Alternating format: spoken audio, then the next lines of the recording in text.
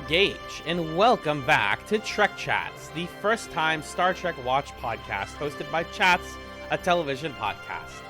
I'm Alan, and I'm joined as always by the Odo to my Quark. It's Magellan.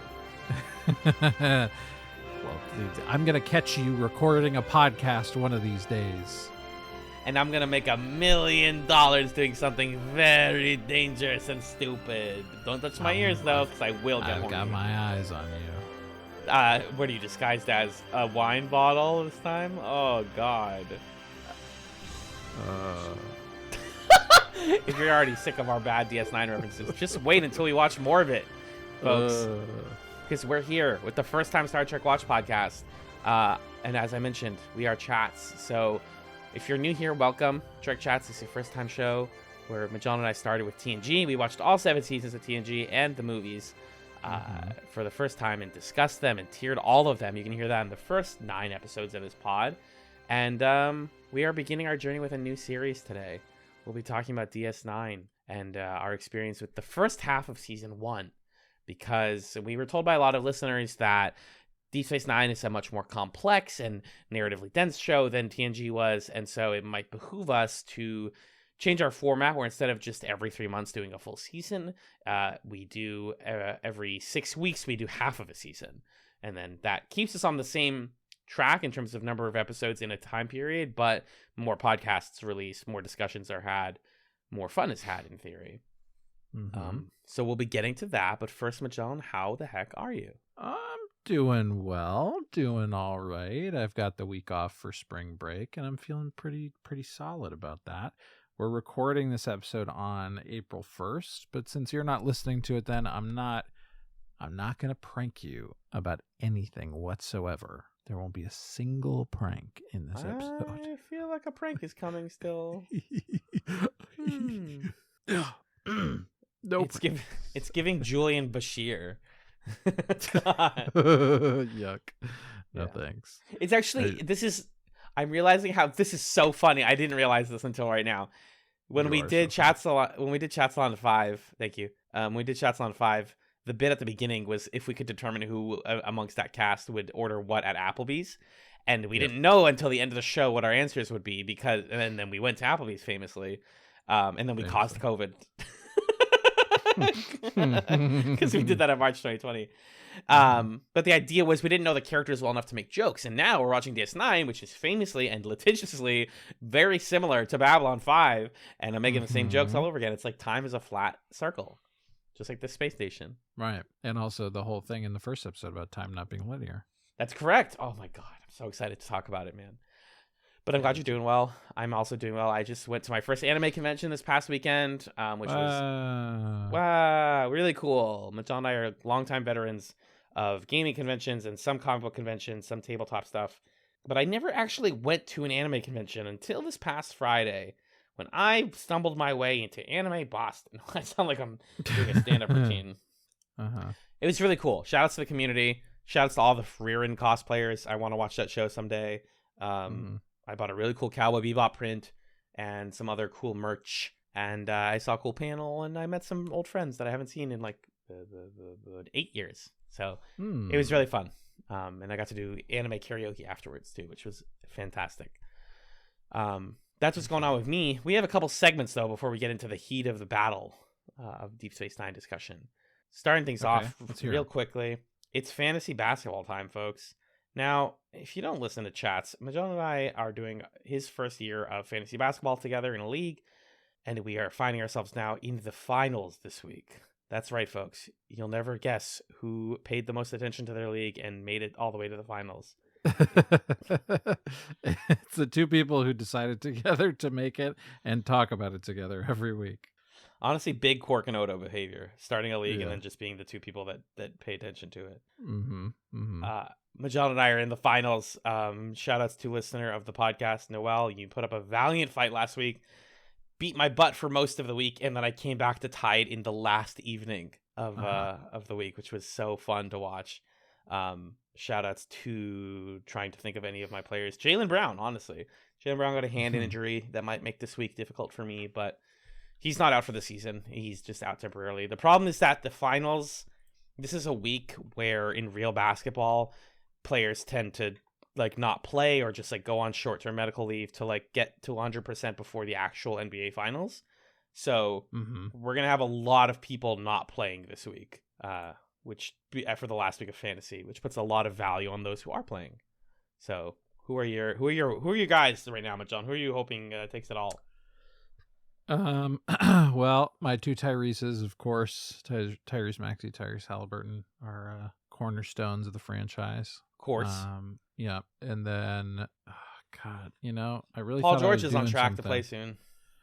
Paul George, Kawhi Leonard, of course. We got Giannis, of course. We've got quite the squad up here in Vancouver.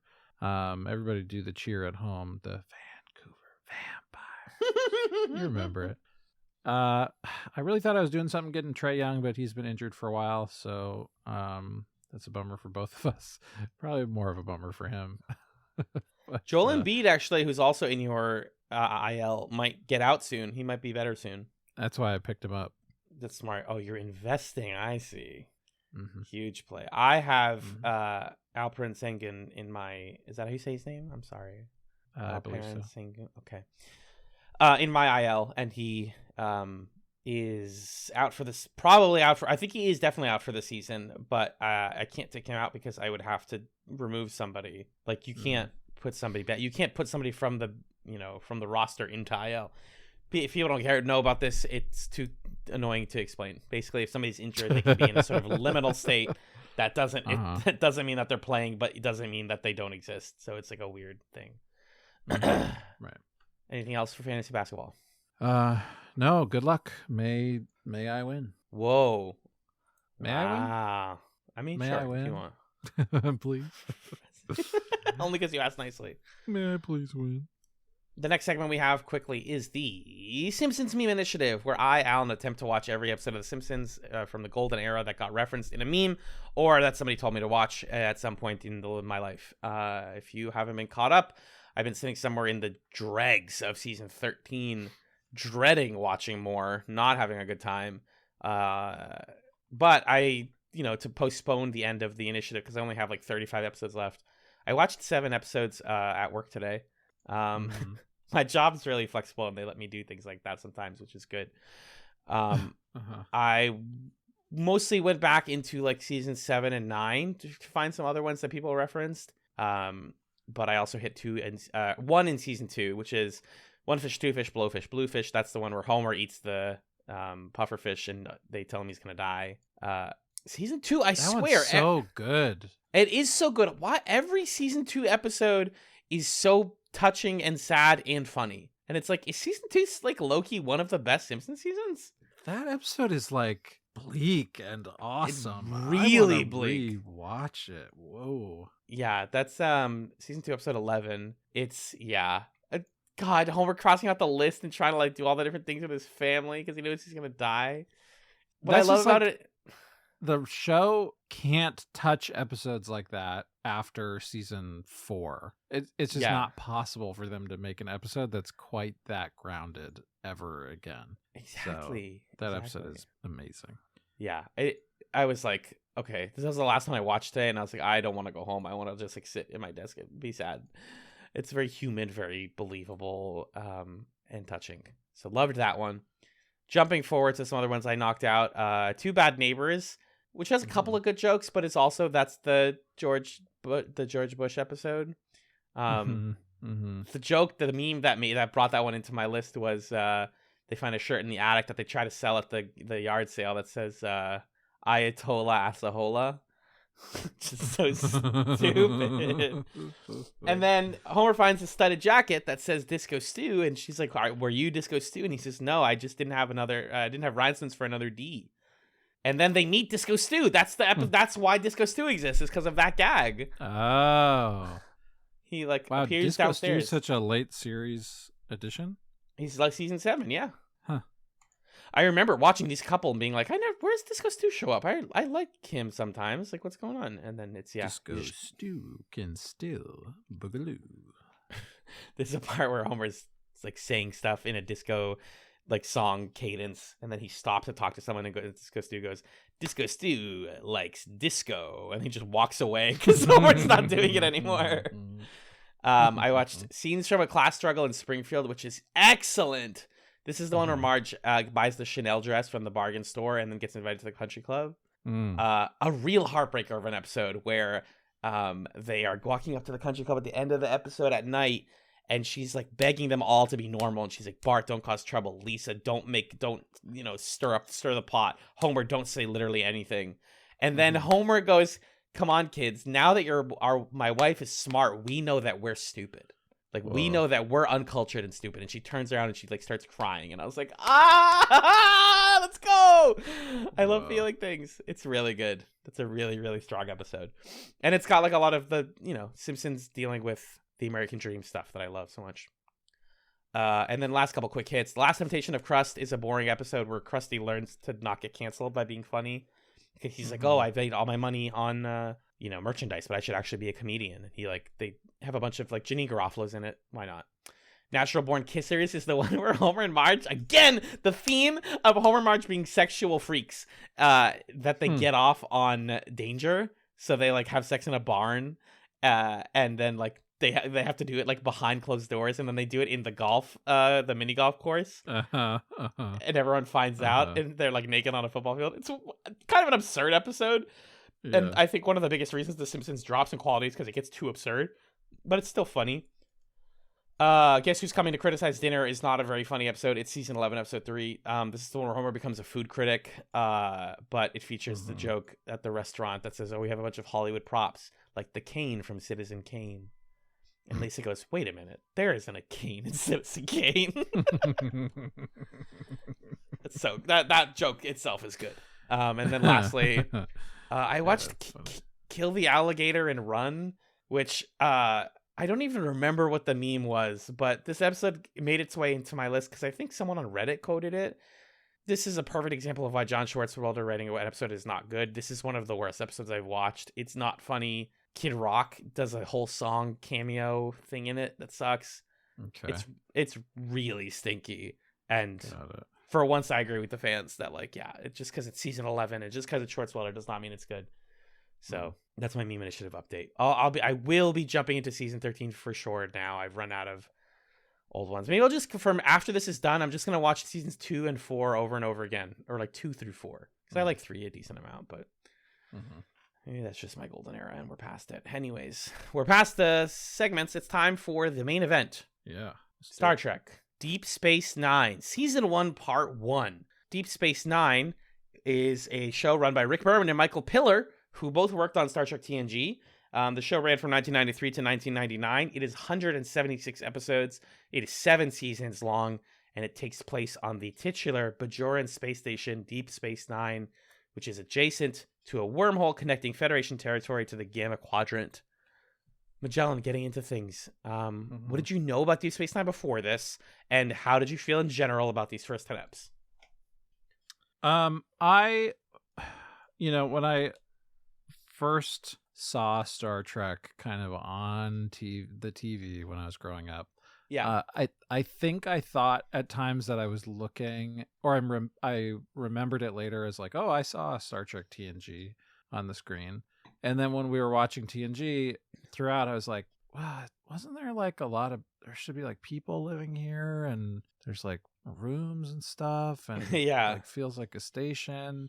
No, I must have been watching Deep Space Nine, because with this on, I could recognize the bones of a show that I'd kind of seen in the periphery when I was young. So, my stepdad was a big fan of Star Trek, and the show was on a lot. I think I've said before that my sister Kira is named after Kira on this show, which is fun. Heck yeah. That's so awesome. Do you feel now, having watched more of the show, that feels justified? Like this is a character you would name your daughter after? Yeah, it's funny because like temperamentally, my sister and the character Kira are very different people. So it's like kind of a funny thing. But I could understand, watching the show and being like, whoa, okay, she's pretty cool. That's imprinted. That name sounds cool. Let's hold on to that.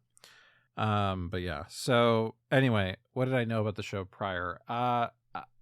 As we were watching Babylon 5 and learning more about Deep Space Nine, we obviously formed some preconceptions about how much this show is like borrowing from Babylon 5. I think we're probably, at least to speak for myself, I'm coming into this a little protective and defensive of JMS and of Babylon 5 and what it represents to me and to television. And we'll see how I feel about that as we get further into Deep Space Nine and the good stuff. But before we piloted this years ago, in my head, it's like, okay, Deep Space Nine is kind of, the Pepsi to Babylon 5's Coke, so to speak. And I remember when we piloted Deep Space Nine a couple years ago, I was blown away by the pilot episode. I thought it was incredible. And I've been very excited to watch more of it since then. And here we are. And I'm happy to be here watching the show. Yeah, it's really fun. I'm not just happy to be back watching Star Trek. I'm happy to be back watching good Star Trek. Like season 1 of Trek shows famously, especially with TNG, are kind of stinky. They're figuring things out. They don't know what the cast wants to do. They don't know what the storylines are that work really well. And it just feels like they're not letting themselves cook. They're not letting the people be people. And DS9 definitely learned from that, right? Like it feels like a show that understood the ups and downs of TNG and works with them and works around them. Not in a way that's like, we're doing that but better, but like, we're going to tweak that. We're tweaking that premise. And I think it really does. This is another question I wanted to talk about. But feeling like this, we have added value with this show because we watched all of The Next Generation. Right. I think so. I think at least knowing sort of the baseline conflicts going on with the Cardassians and the Bajorans and the Federation and Starfleet and, the role of a Starfleet captain, for example, and also what Picard means to Sisko. Like all of that stuff coming into this show gives it a leg up naturally, because it is in a lot of ways a sequel show. Like if we're being super duper honest, it is, even though it tries to be self-contained and was airing simultaneously with the back half of TNG. Some other quick notes about the series that I read up on.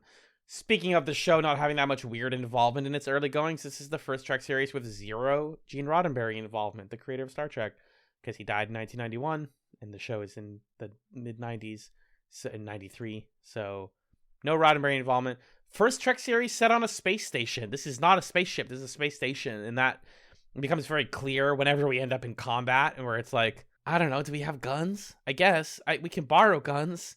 But also just the role of the setting is so interesting to me. Like this being a station that is, under Cardassians built it. And so when like Bashir and company are like crawling through the vents looking at stuff, they're like, oh, classic like Cardassian development, but it's now controlled by the Bajorans. And so it is like landing in a weird, cool place politically, and its location by this quadrant. I mean, this is one of the most Babylon 5 things about it, but it being above a wormhole instead of, a planet and a wormhole that can do crazy stuff. It's more like we are at the frontier of space for the Federation, which I think is a very cool, like if you think of Trek as the sci-fi version of a Western, that's how they framed the series, and at least since TOS, then this is the show that takes place on the prairie. It's like, what does it look like on the furthest outskirts of mankind, of humankind?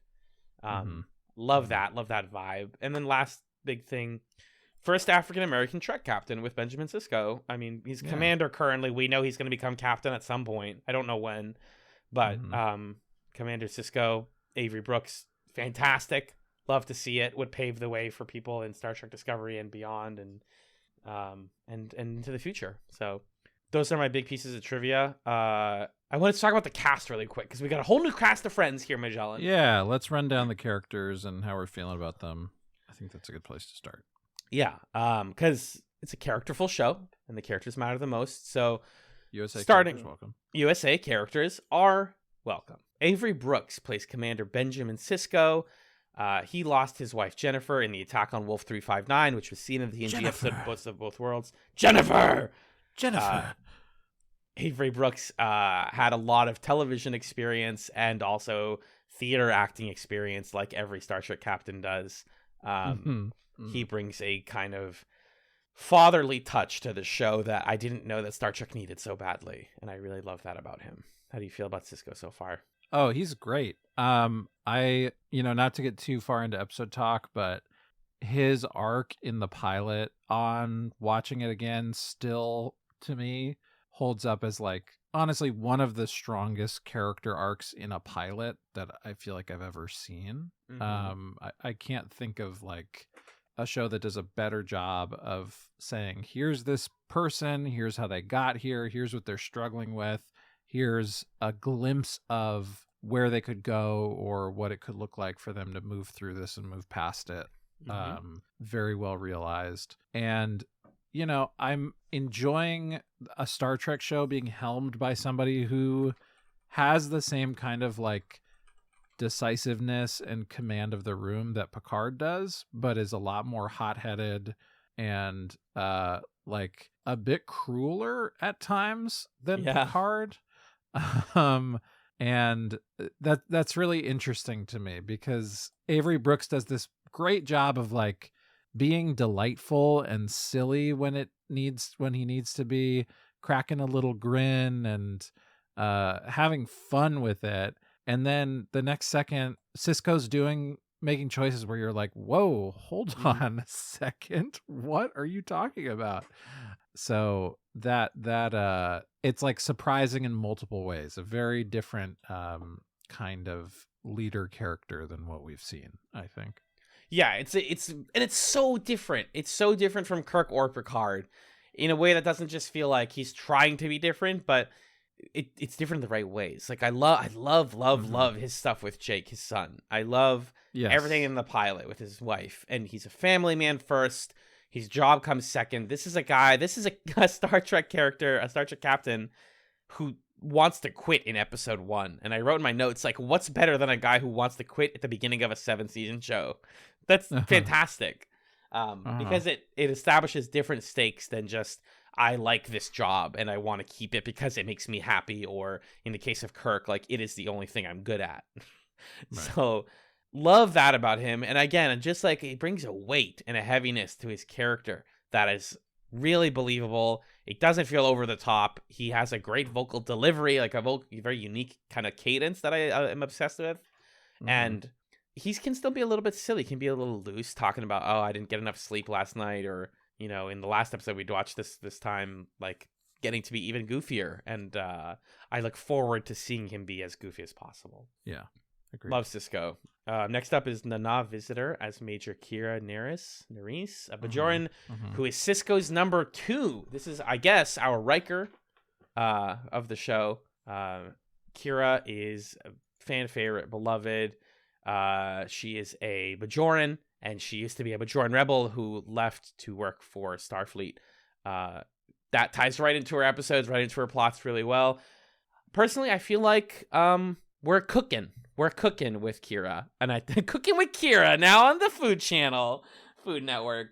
I like her. I think her performance is really fun. She's serious. I love watching her do work. There was a scene where she was just like navigating a console, and I was like, yeah, Kira, go do the work. I love seeing people do the work.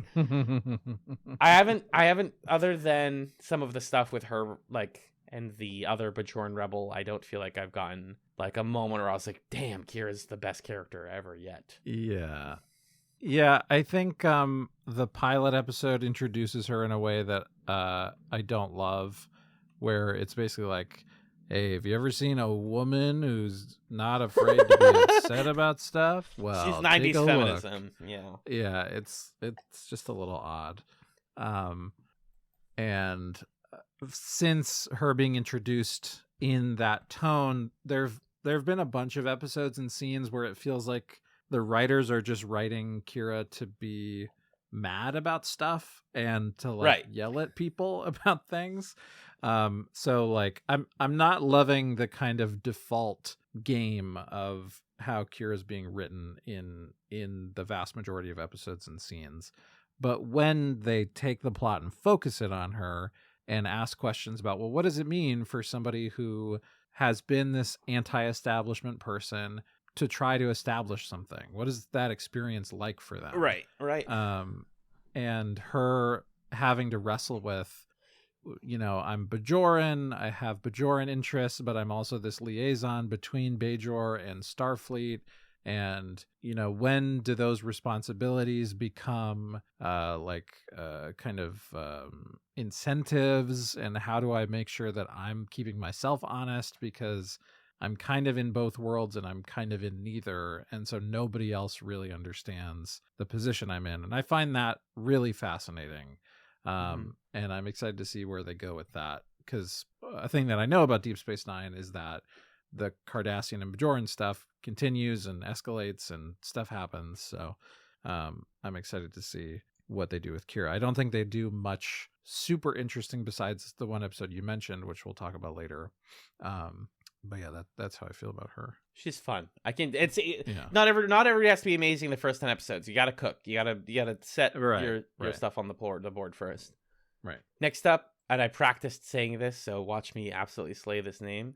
Renee Auberjonois as Chief of Security Odo, who is a changeling and is a fascinating character in the world of Star Trek. He is an older gentleman, from how I understand it. I get the old man vibe from Odo. Sure, he's an older ooze. I don't know how his species experiences age, but he's been around or gender. Right, true. Yeah, I don't think we've really seen changelings before. This is a thing that Babylon 5 did do that I remember Jameis in his book was like, of all the things that you guys took, you literally made a changeling, huh? He really did do that. He is mostly characterized in relationship to Quark, who I'll talk about in a little bit. But Odo is very serious. He doesn't like being called Constable. That's what everybody calls him. Even though Sisko says it's a term of affection, he wants to be called Chief of Security or just Odo. I love his commitment to the bit. I love how serious he takes his role. And he does get some really great stuff to do here. He gets to yell. He gets to fight for what he believes in. And he's kind of like other DS9 plots can happen. And then oh God, we forgot to deal with Odo. And becomes a very core part of whatever plot he's involved in. Right. And he's just great.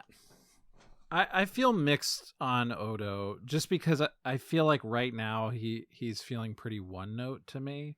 Because it feels like every episode his thing is he's grumpy, he yells at Quark, he's mad, he yells at Quark again, and also he's upset.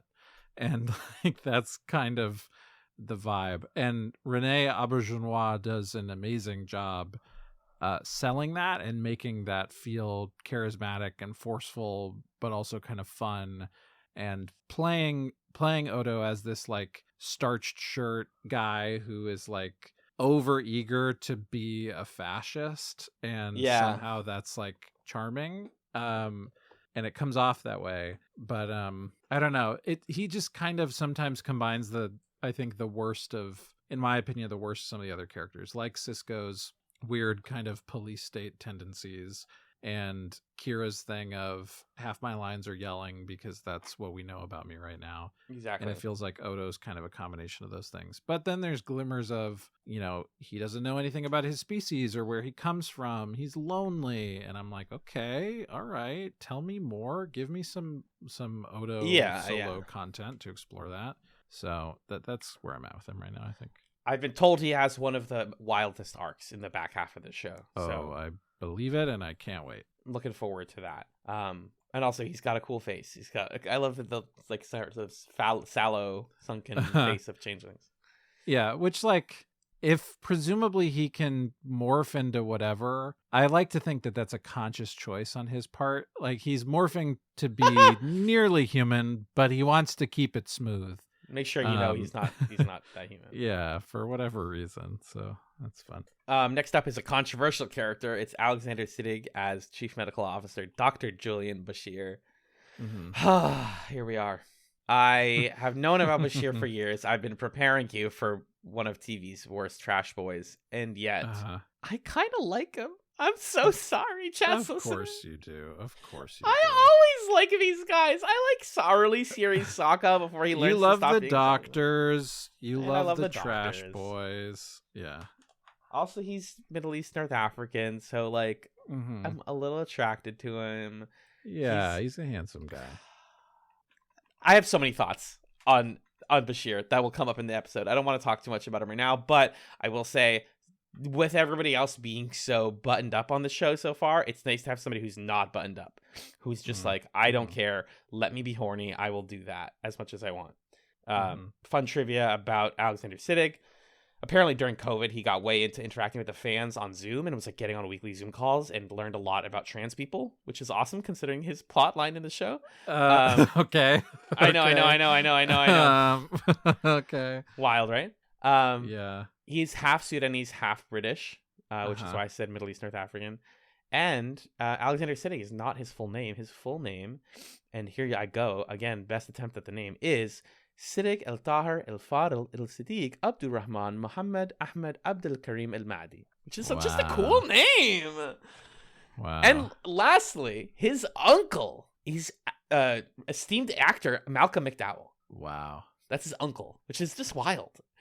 Wow. I was looking up a lot of different roles he's been in. He's done a lot of sci-fi. I think a lot of sci-fi people, because DS9, although it was successful in some ways with the fans, was not like ratings-wise extremely successful. As a result, the fans nowadays are like who have gone on to work in TV are like, oh, we got to get those people on shows. So he's like in the new Foundation show. He's been on tons and tons of stuff. He's still acting today. Now, when you said his full name and it ended with Mahdi, it made me wonder, Bud, him as Paul Atreides. That feels like really good casting. The thing is, he's the great-great-grandson of Muhammad Ahmad, who is a Nubian religious leader who was proclaimed the Mahdi by his disciples. You should read Alexander Siddig's fucking Wikipedia. It's wild. It's real. Wow. Yeah, super duper interesting. Yeah, it's like, wait, what's going on? Is there some weird universe where Frank Herbert was reading about Alexander Siddig's great-great-grandfather? What? Whoa. Whoa. So you might not be that far off. I know you have a lot to say about Bashir. I'll keep what I have to say pretty brief. I don't love him, but I really like him. That's correct. It's just so funny. I can't unsee the fact that he is Gaius Baltar, but like kind of the diet nice version of Gaius Baltar. From Battlestar Galactica, to be clear. From Battlestar Galactica, yeah. But he's just like there's too many horny guys in this show. Yeah. Also, and he's like one more of those horny guys who's like, ooh, yeah, lady characters, come on, let me talk to you. But he's a big golden retriever boyfriend type, and that's pretty fun. So I feel very split about Bashir, but pretty much every episode you could not have him, and I don't think I would miss him much right now. I'm open to that changing as he matures and develops, though. We've got 7 seasons with him. We've got plenty of time. Yeah, I'm sure they're starting him in this like very naive place so that he can grow and change. And like, I was asking our Discord this because we have a lot of people who watch DS9, but like, who in this cast do you think is going to get Londo Malari'd? And by that I mean, who is a character who seems simple and ignorant and who's going to be ruined by the end of this? Like cosmically ruined by fate and bad decisions. I don't know. Maybe it's Bashir. Maybe it's Odo. Maybe it's probably Quark. I don't know. I truly don't know. Nobody actually thankfully spoiled, or at least we were keeping things to spoiler text on the Discord, which is good. My main real takes about Bashir are, I like him with Kira. I know that they actually got married in real life at some point. I don't think they're still together. Oh, but I didn't know that. Him and Nana Visitor got married, yeah. His interactions with the next character here, Jadzia Dax, are A, a little problematic, and B, weirdly charming, like eerily charming. Like I'd feel bad. Are you familiar, and this is for like a certain subset of Chatz listeners, are you familiar with the term chaser, Magellan? Do you know what a chaser is? No. What is that? I'm going to teach you. This is not like it's a weird thing, but I'm just going to tell you. Sure, teach me. Term in the queer community for a usually cisgendered person, usually a cis man, who is abnormally attracted and fetishizes trans women. Okay. This is a chaser. Sort of like fascination, a romantic and sexual fascination with trans women. Or maybe just trans people. So I hate to say it, Bashir does give me Chaser vibes, but also Oh yeah, love the guy, but also love the guy, but also it's complicated. Anyway, speaking of people who Bashir loves, we have Terry Farrell as Lieutenant Jadzia Dax, who is the character of Dax is a Trill, which is a like small worm-like alien inside of a human woman named Jadzia. The Trill is named Dax. The woman is named Jadzia. The being in front of us is Jadzia Dax. The name of the ship is Babylon. Wait. We had seen a Trill in TNG, so we're familiar with the concept of a alien that needs a host body to live. And in the pilot, we see them going from Curzon Dax, who dies, into the body of Jadzia. So this is a fresh new body for the Dax Trill. Unsurprisingly, guys, I love Dax. Of course. Did you doubt it? Another character. Of course.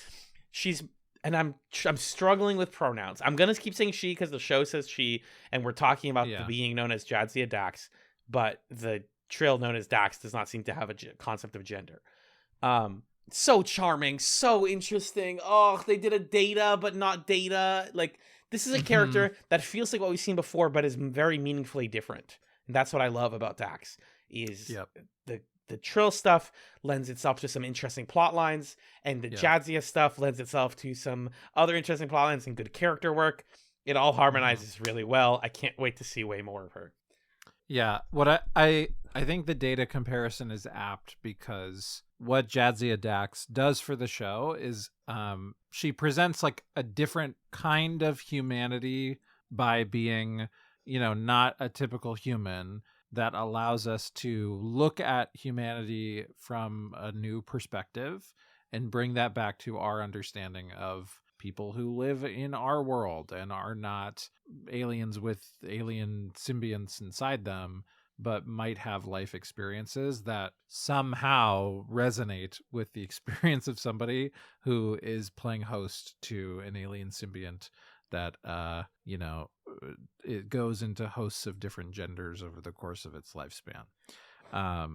So I love that. And I'm very excited for this era of my life where we're going to watch Deep Space Nine and Xena at the same time. Because if you don't come out of this as queer in some way, then I know. Then I failed. The project has failed. Yeah, exactly. Yeah, exactly. Then that's proof that there is no queer agenda. Honestly, if these shows can't get me, then yeah, it doesn't happen. Yeah. Oh anyway, man, so love Dax though. Big fan. Continuing on, Cole Meany is Chief Operations Officer Miles O'Brien, returning to us from Star Trek TNG. Yeah, with his wife Keiko I and love his daughter seeing Molly. more Miles.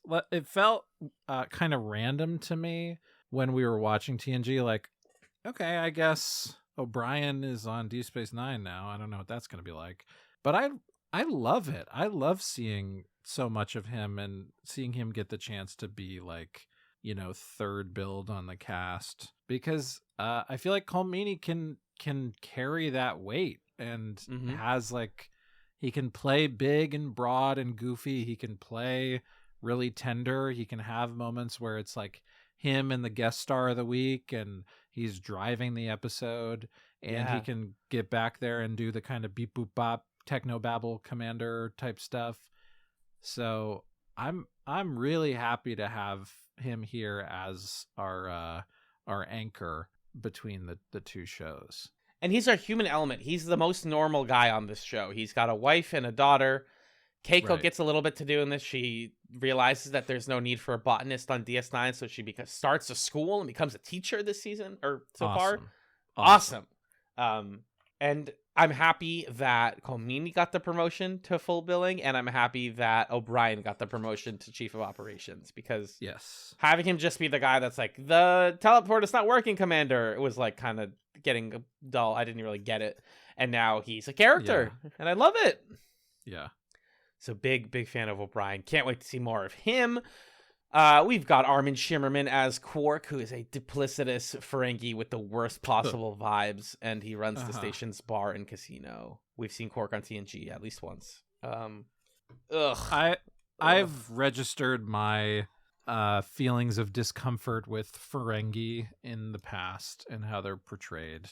And it's been talked about in a variety of spaces online. What is it that could be operating here in our portrayal of Ferengi? It feels anti-Semitic to me. I've seen Armin Shimmerman talk about how it's like maybe a more broadly anti-othering sort of a thing. So anyway, that's just kind of my general feeling about the Ferengi and all this sort of like, oh, we love money and we're like, we got the teeth and we got the ears and we got the and we're running the bar, and it just all kind of feels like a thing that feels bad. And on top of that, he's lecherous and very. It's like, ugh. And then Armin Shimmerman plays it so well, and you're like, do I enjoy Quark? What is happening? Because he does this great, like, he's like mouth breathing and you can see his tongue flapping around in there when he's talking. And he like plays the kind of high status crime boss thing. He plays the really low status, pitiful, groveling thing. He's serious. He's silly. Like, come on. I don't want to enjoy Quark on my screen, but the guy's a great actor. He's good at being bad. He's really good at being bad. Yeah. And occasionally a little bit of humanity peers through, but it's not often enough that I ever feel bad for Quark yet. Maybe I will. Maybe I won't. I think Armin Shimmerman's great. He's still around. He does a lot of voice acting now. He's actually, it's funny that we say that he's so evil because he plays literally Dr. Nefarious in the Ratchet and Clank games. And also he's the voice of Andrew Ryan in BioShock, which I did not know until today. Whoa, okay. The main voice in your ear in BioShock is fascinating. Is Armin Shimmerman, Gross. I would love to see him get Londo Malari'd in that his life is ruined by something tragic. It kind of happens at the end of this batch of episodes, but not in like a 1/100th scale. I need this boy to blow up half of DS9 and feel bad about it. I need him to make a mistake. Yeah. We can do the kind of like 1-to-1 comparisons in a second, but he is the closest analog to Londo. I would imagine. But then Odo is not Jakar. He's kind of Jakar, but Odo would be Garibaldi, right? But wouldn't Kira be Garibaldi? See, this is what I mean. They don't line up cleanly. No, Kira is more of a Garibaldi. But isn't she also? But she's Jakar. No, she's not Jakar. She's Jakar because a lot of her sort of thematic things about like, I'm a leader of my people, I'm caught between worlds and societies, like that's Jakar stuff. But then she's also Ivanova. I love when Discord cuts out your noises. She's Ivanova. So the point is, when they quote unquote stole from JMS, I'm just kidding, guys. I'm kind of kidding. They like put different character traits on different people and shuffled those around. Right. So nobody is 1-to-1, but I agree Quark is the closest to Londo. It's like perfect. Yeah, but he's really more of a Rigel than a Londo, you know? Wow, now we're talking. Wow, let's cook. Wow, now we're talking. You picked up on my intent there. Yes. Lastly, credited as main cast, but doesn't feel like main cast yet. Sirach Lofton is Jake Sisko, Ben's teenage son, who he raises alone after the death of his wife, Jennifer. He's got a friend, Quark's brother's son, Nog. Yes. I have a feeling Jake and Nog are going to get up to some freaking antics at some point. Come on. I love... Nog reminds me of that one Malcolm in the Middle episode where Dewey makes a friend named Egg. Yeah. Egg. The funniest thing in all of Malcolm in the Middle is Dewey. Is this a friend of yours? Uh-huh. Who is he? I don't know. What's your name, son? Did he say Greg? I thought he said Craig. His name is Egg. Egg? I named him. God, I love it so much. Yeah, I think that legitimately they're building a like Nog is going to be a corrupting influence for Jake, and it's going to be a problem because he's older and he's getting involved with girls way too early, and like Cisco is aware of that, but does not know or have the time to deal with it, and that's gonna go great. Yeah. Anyways, he's kind of our Wesley, but he's not a magical special boy, and he's not training to Right. be in Starfleet. So, Right. Do you want to get into the episodes? Let's do it.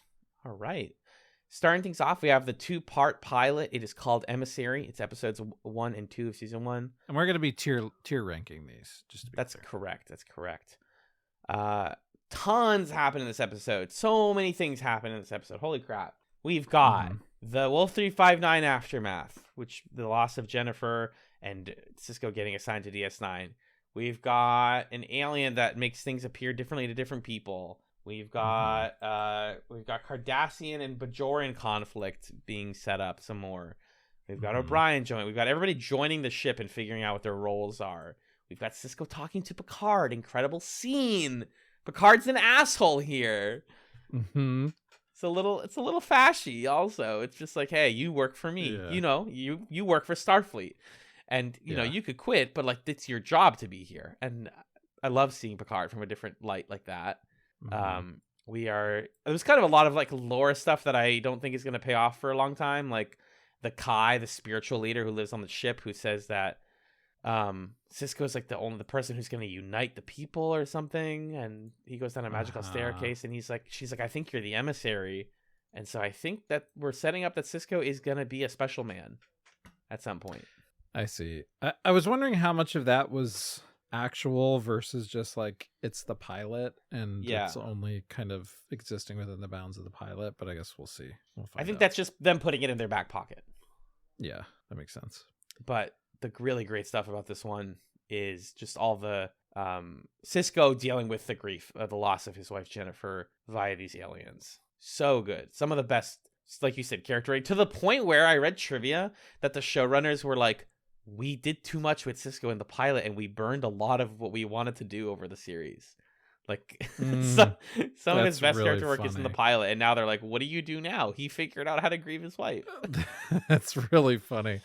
Yeah, it is like a complete arc, and then they like don't do anything with him for the next 8 episodes that we watched. Yeah. And you're sort of like, okay, well, what's your deal now? You're not, you barely hang out with your son. You're not really thinking about Jennifer at all. So I guess we'll see. But what we do in the pilot here is phenomenal. It's phenomenal. Everyone gets cool stuff to do, but he gets amazing, like top of his acting class stuff to do. This whole because the aliens basically are like, your brain tells us where we're going to teleport you, and you keep coming back to Jennifer's death, and it's like, why? That happened in the past. We don't have a concept of linear time. What do you mean the past? Well, it happened before and it's no longer happening. And they're like, you say it's no longer happening, but your brain only wants to think about it and reanalyze it. What does that mean? He goes, I guess grief it's not something you go past, but it's something that you go through. And I think that's a really beautiful sentiment that's handled really elegantly here. I watched most of these episodes with girlfriend of the pod, Amanda, and she was a little hesitant to accept into her heart a new crew, a new roster of characters after having grown attached to the TNG crew. Yeah. But this pilot won her over by like minute 40 or something. And by the time we get to the Cisco reliving his trauma and whatever, she's like, this show's better than TNG. This show is amazing. And she was making my girlfriend's a therapist. She was making these connections between the Cisco reliving the moments thing and the way it's like zooming into his eyes and the eyes are darting back and forth. And there's this kind of therapeutic technique called EMDR. Yeah. Which is sort of like processing trauma, and also it has to do with engaging eye movements as part of it. So it seems like maybe the scene is meant to be evoking that. And Cisco's having this like EMDR experience, which is kind of cool. But it's just a phenomenal, like the way that they are including characters in these different scenes that we've seen up to this point in the episode. And he's talking to the entity who's speaking through the characters. They're having this debate and also a mutual learning experience about how do we experience time and what does that mean for us as a species? What does that mean for us as individuals? It's so good. So good. Yeah. It was exciting to share with my girlfriend. She was also she was upset when Cisco had that initial conversation with Picard. She's like, "Oof, my God, Picard!" And then she's like, "So when does Picard find out that he like killed Cisco's wife?" And I was like, "Well, Cisco kind of implied it by the way that they were talking about it." And she kept asking throughout the episode, like, "All right, so when do we, go back to Picard and he learns about this and kind of repents or acknowledges it or something like that?" And that's it's not how this is going. We need Picard to be a little distant and a little cold because we're not hanging out with him anymore. And you and I, having the context of having seen TNG, we know that Picard is just like traumatized in his own way and totally detached and confronting the reality of, as Locutus of Borg, killing tens of thousands of people. But in the moment it's sort of like, well, aren't you gonna say you're sorry, Picard? Like, what at the least hell, man? Yeah. I mean, the truth is he doesn't like have the time or the this is not the type of person Picard is. Like, that's another thing where having watched TNG, it's like, he doesn't, not to somebody he doesn't know. He doesn't come up to them and be like, "Hey, I'm the reason your wife died." Like, he's still having trouble accepting that he did it, before he can then realize what he did to people. Right. And I think there's also a part of him that, holds other Starfleet officers to this expectation of like, okay, and we have a job to do. Like, I feel badly about it, but I'm not going to compromise my expectation of how you're supposed to conduct yourself or how you're supposed to do your job. But that's a defense mechanism. Anyway, it's really interesting to watch and to know all these things about Picard and see Patrick Stewart kind of hint at those things when we don't then get to go to his ready room where he like talks to Troy about how he's feeling about it. Or correct. whatever. Like, he'll talk to Troy about this, and it's just now this is not the show where we see that. And so Cisco is left to deal with that grief, which is why we get this episode. Yeah. So Prophet stuff, character introduction stuff, a lot of good character full moments in this, but very dense. I voted A. Are you hardcore on S, or would you be willing to bump down to A? It's an S to me. I would. It would be a debate if any of the other episodes that we watched in these 10 are better than this pilot. Fair. The thing I could hold against it is like, it's a 90-minute pilot. It drags a little bit in the middle. I took a big break in the middle of it. So, it's not necessarily as efficient as other great episodes in the span of what we watched. But to me, it's an S tier episode. It's like one of the best TV pilots I've watched. I think at least it's one of the best 90-minute pilots for sure. One of the best 90-minute sci-fi, fantasy, speculative fiction pilots that there is. Yeah, it kills it across the board. I'll give you the S there. All right. Certainly better than Farpoint. Dear Lord, Farpoint. TNG pilot is stinky. All right. So that's Emissary. Then we go to episode 3, which is called Past Prologue. Correct. We get introduced to Garrick, Prologue, who I ship with Bashir. I mean, then I Googled that. I was like, I wonder if people and it's like literally the most popular ship in the DS9 fandom is Bashir and Garrick. I was like, oh, okay. I'm glad I was right. Feels good to be right sometimes. Strange characterization. What are we doing there with Garrick? Gay man. Right. Homosexual male. Right. Gay-coded man. It's odd. I appreciate this episode for how much it shows and doesn't tell, right? Kira talks about fighting in the underground. We don't talk about what the underground is. We just know that she fought, people died, she has feelings about that, and she's torn about that. I also like how we get a little bit more of the DS9 set in this episode. I think it's cool how they film it. It doesn't feel like the Enterprise at all. Even when we're on the bridge, we're filming from different angles. We're filming behind technology as if like to distance ourselves from the story a little bit. Really good stuff with like the choreography, the shot choreography here.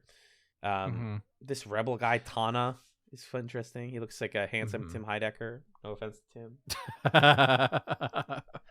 but like a really and it's also the Bajoran like earring thing is so cool. Oh my god! Look, every person with the Bajoran nose and the Bajoran earring is hot.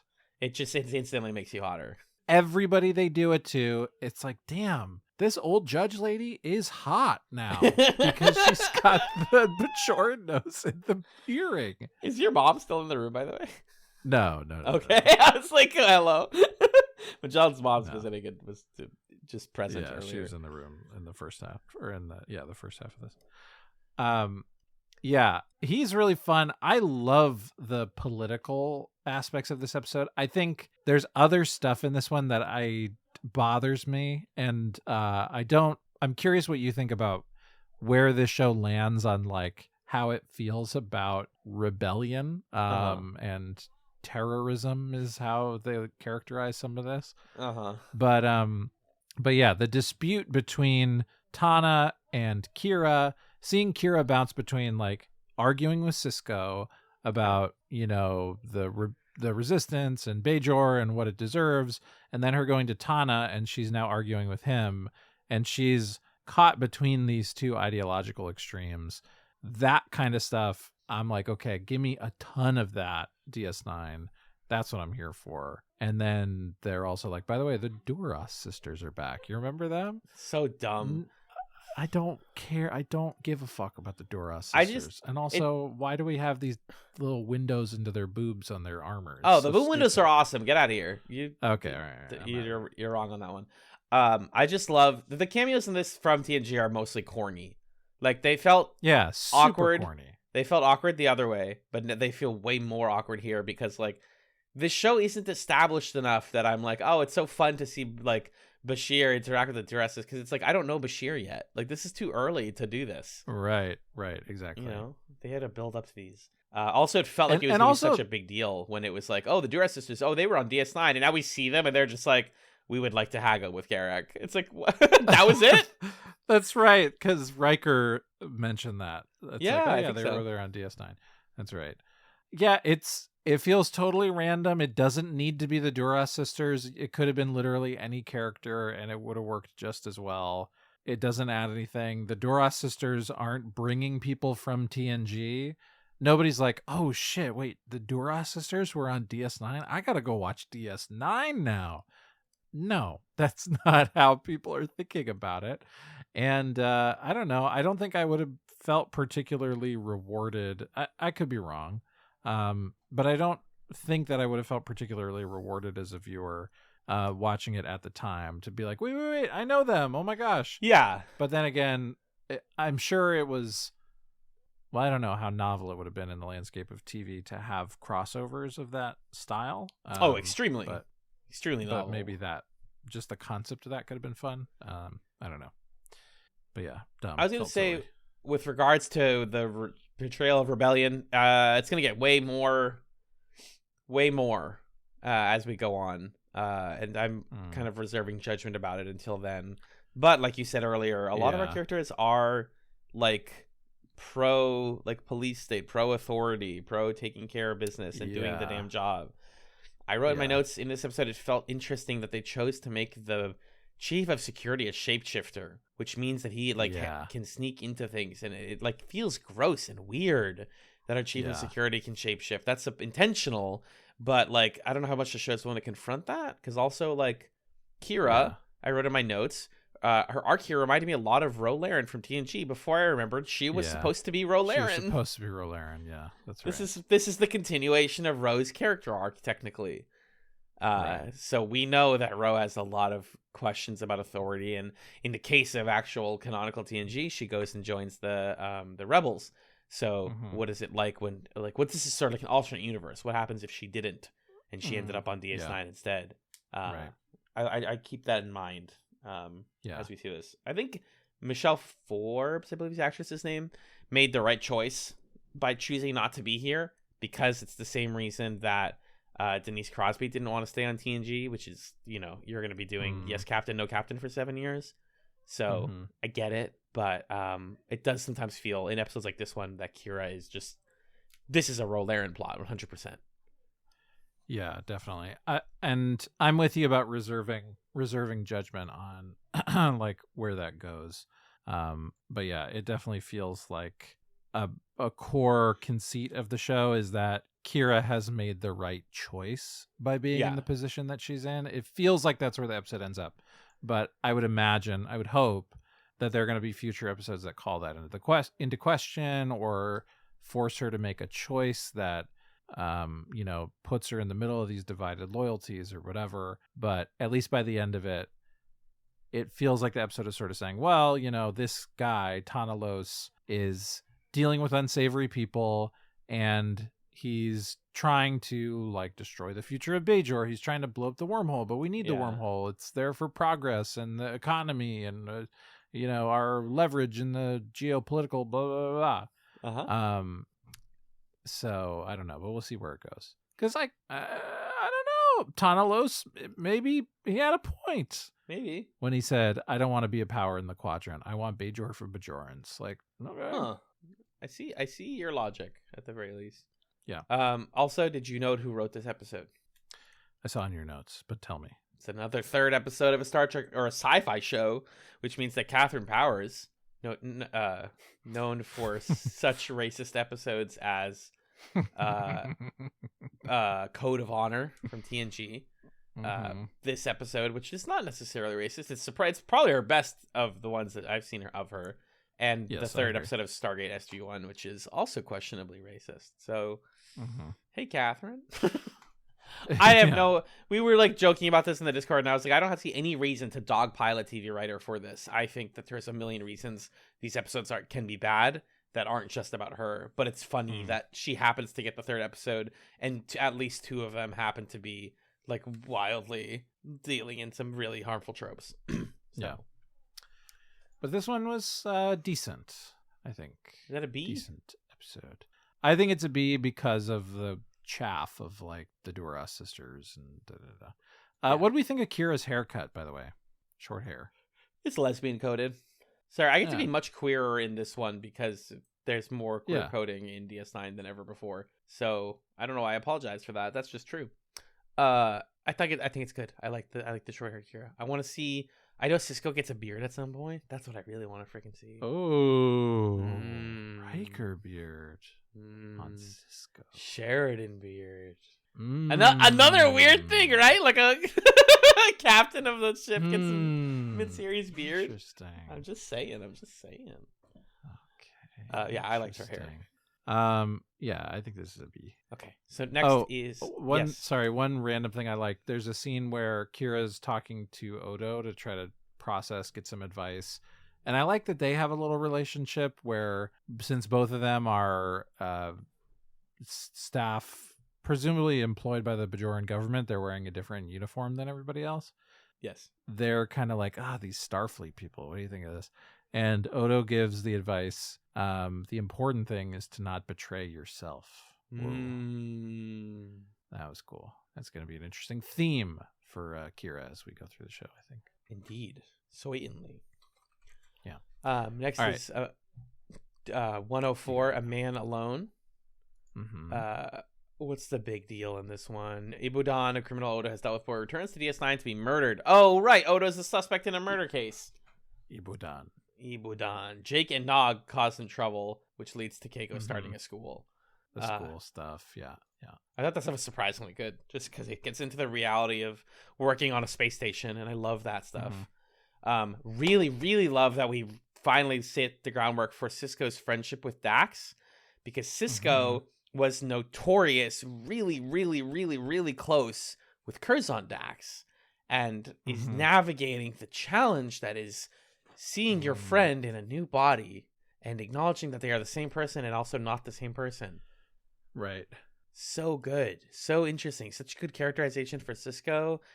Is Sisko a transphobe? No. I think he's somebody who just doesn't get it and wants to understand why his friend is different, even though, like, he spent decades with Curzon. Like, years and years of, like, we got into trouble, we did crimes, we had fun, we dated girls, and now he's a young woman in front of me, and I am trying to reconcile that, and that's hard. Dax says to him one of the best lines that you can interpret however you want. I suggest that you allow yourself to be comfortable with your discomfort. Time can do the rest. Yeah, They know what they're doing. They know this is like not trans. You know how like Data is autistic representation, but not, but yes. This is trans representation, but not, but yes. Where I'm like, damn, every once in a while a show like this just kind of nails it. Yeah. Get used to it. Yeah, I'm different. Yeah, I love it. I love that Jadzia is kind of like, well, you know, sometimes when we change hosts, the friendships that we had from the previous host don't last. Like, this change is hard for people to accept or understand. And there's something like really kind of there's like the way that they portray Jadzia Dax as so wise, but also like so resigned to the realities of this existence and the challenges of it and of existing in the world around her.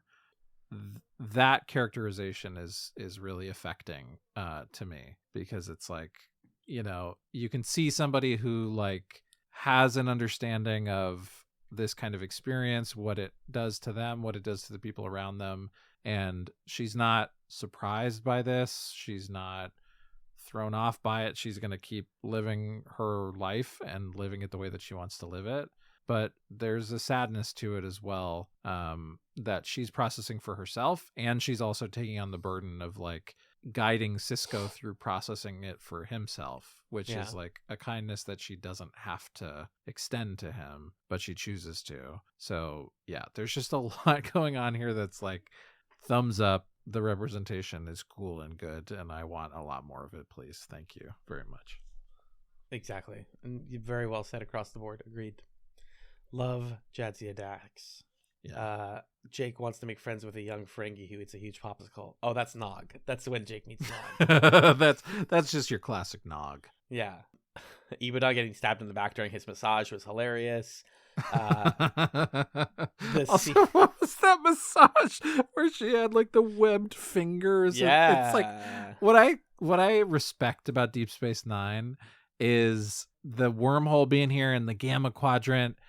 They're not really doing anything stranger than what the TNG art department was doing, but they have more license to like toss strange stuff in and not give any context for it, and just be like, well, there's a masseuse with webbed fingers, and there you go. Anyway, now she's gone, and this is Deep Space Nine.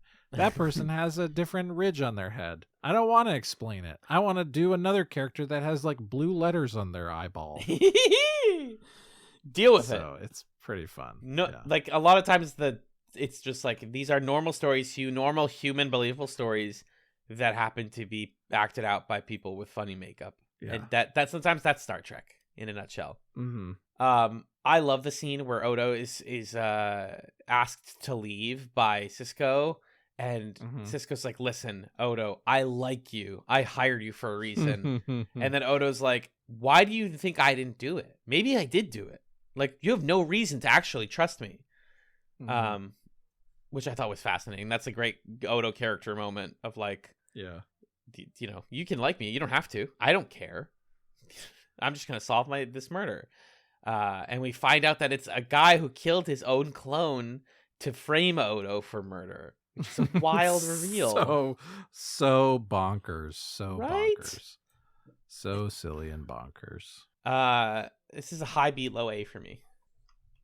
Yeah, I think in talking about it, I'm leaning higher. I wrote B with 2 question marks because it was just kind of hard to place. I don't know what it was. Like the pacing or the Ibudan plot was kind of funky to me, but I could be convinced that it's an A. I love the Keiko stuff. When we first saw Keiko, I was like, ugh, all right, Keiko's here. Let's see, what do you got? And then they made me care a lot about Keiko O'Brien and want to see her succeed. 100%. And be successful and cool, which I didn't think was possible. So there you have it. There you have it. B for corniness. High B though, because Jadzia Dax rules. Let's talk Babel. This episode's title led to me listening to a bunch of Mumford & Sons, because the song Babel by Mumford & Sons is my favorite. Mm-hmm. So that's my note about it. This is the one where everyone gets aphasia. A genuinely horrifying premise. What if you cannot talk to each other? Yeah. Unfortunately, this episode's paced very weirdly, and a lot of it is spent pre-aphasia. The aphasia problem is handled in like 10 minutes flat, and it just feels like it doesn't, like you had a cool premise and you didn't do the thing. You barely did the thing. Now we cannot. Now it's like, oh, they did the aphasia episode. That was fun, and we never get to do it again. Yeah. I don't know. There's just something about like the way that they actualize the aphasia concept is not, it's like too silly to be as scary as it's supposed to be, because it's like random words. Okay, we're going to say a bunch of random words, but try to inflect them like we're saying the words we're intending to say. And it's not that it's funny. I wasn't like laughing at it, but it is a little silly in a way that I think kind of undermines me being worried about it. It feels like a problem that is 100% definitely going to get solved, as opposed to something that threatens to have any lasting consequences. So I don't know. It was a little weird, but I loved the concept that the reason it's happening is because the Bajorans put a trap in the station that just didn't get set off until now. That's a really fun idea for why there's a problem happening. It characterizes the station really well, actually, or like gives like texture and color to the station that like it's got a bunch of shit in it that we don't know about behind the replicator. In fact, it's just right there, and it's making this happen. So who knows what else could happen? You made a good point there about how this is going to get solved. So the moment when he goes to Jake and he can't talk to his son anymore, and you're like, oh, that's so sad. It's like, dog, give it again like 10 minutes. And you'll be fine. Yeah, you'll be all right. I say low B, high C. Yeah, this was a C to me. I think it's fine. It's early season 1. Even though like this is much better than base level season 1 of TNG, it's not every episode hits, because when they do hit, they're fantastic. Yeah. Next up is Captive Pursuit. The Alpha Quadrant is letting people in, or no, the wormhole is letting people into Alpha Quadrant now. And we've got a guy named Tosk who is escaping for mysterious reasons from mysterious people. Mystery. This is a buddy comedy, a buddy action comedy. This is an O'Brien and Tosk episode. I love it. Yeah, the experience of watching this one, I was watching it with Amanda and our roommate Sam, and we were trying to play Dominion at the same time. And you can imagine that trying to play Dominion and trying to grok this episode at once was like a very mentally confusing thing for all of us. So I think our actual lived experience of watching it was not super fun. But the more I think about this episode, the more I adore it as representative of just like what's cool about Star Trek. And also the way I really am enjoying the way that Deep Space Nine, well, kind of enjoying. Sometimes it's not that interesting, but I think it's clever the way that they're allowing themselves to do, or enabling themselves to do, your standard TNG style explore other cultures sort of thing. But instead of going places to do that, there's just a magical door that sometimes opens right next to us, and new dudes come out of it, and they have a whole thing, and we get to talk to them and figure that out. And Captive Pursuit is an example of an episode where that I think works really well. And the, meeting Tosk, getting to know him, getting to understand that he is from this culture where he was born and raised to be prey in this like hunt ritual, and seeing O'Brien help him reclaim his honor in that, it's like really moving and just kind of a cool way to introduce the Prime Directive and debates about it into Deep Space Nine. So I was a big fan of Captive Pursuit.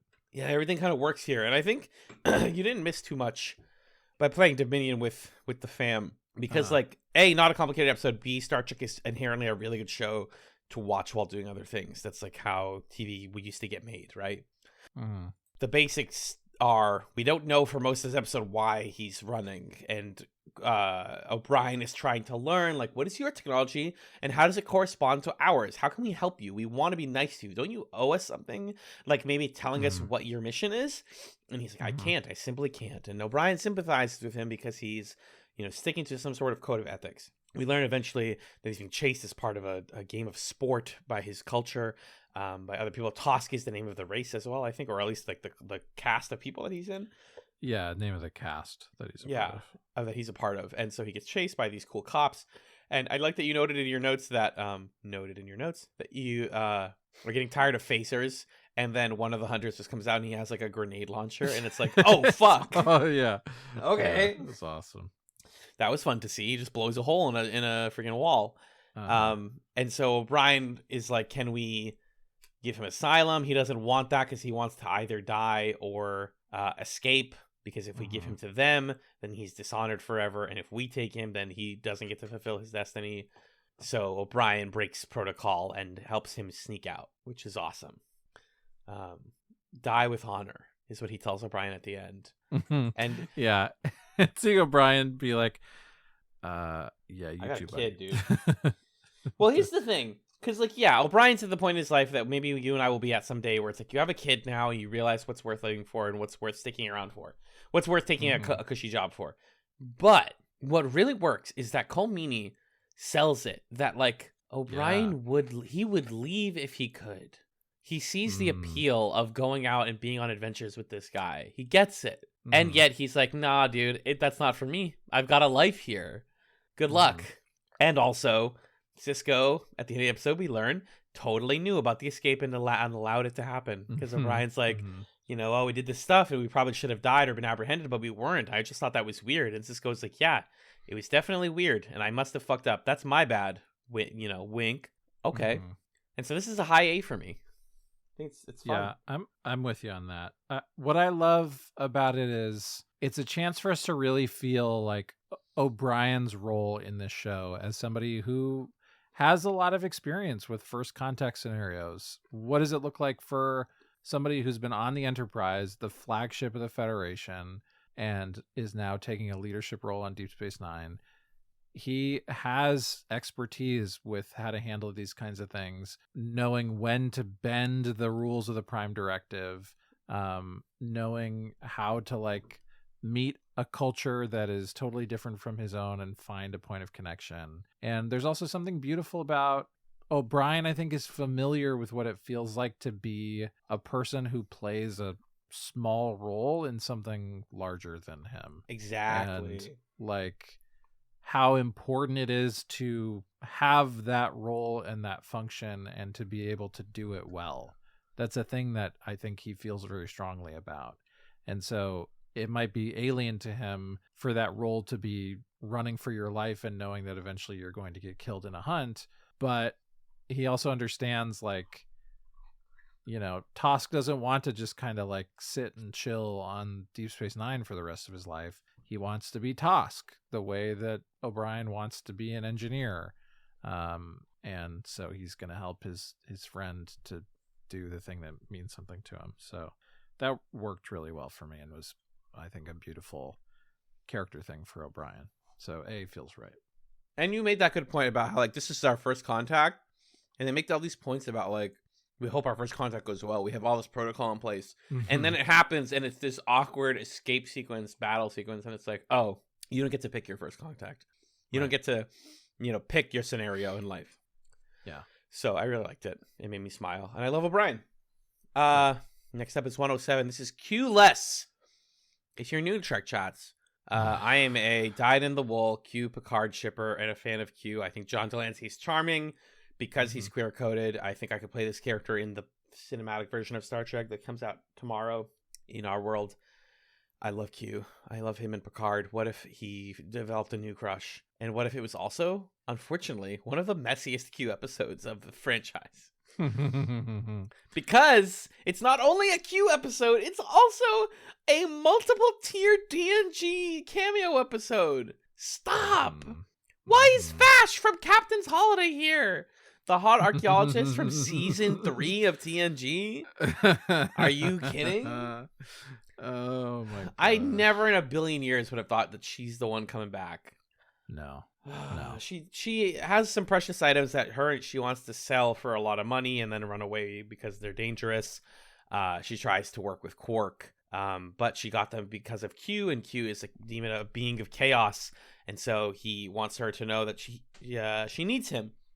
And so once he knows that that's the case and that he feels needed, he goes on to tease the rest of the crew and make things difficult, and they think that all the problems on the ship that start happening are his fault, but they're actually the device's fault. The like Promethean stone or whatever the fuck it is. There's some interesting moments, there's some funny moments, and everybody's a little horny. Everybody's very horny, actually. And then Bashir sleeps through the entire episode because he's too horny, and Q doesn't like that. It's charming, it's entertaining, it's not good, but it's entertaining. I laugh. Yeah.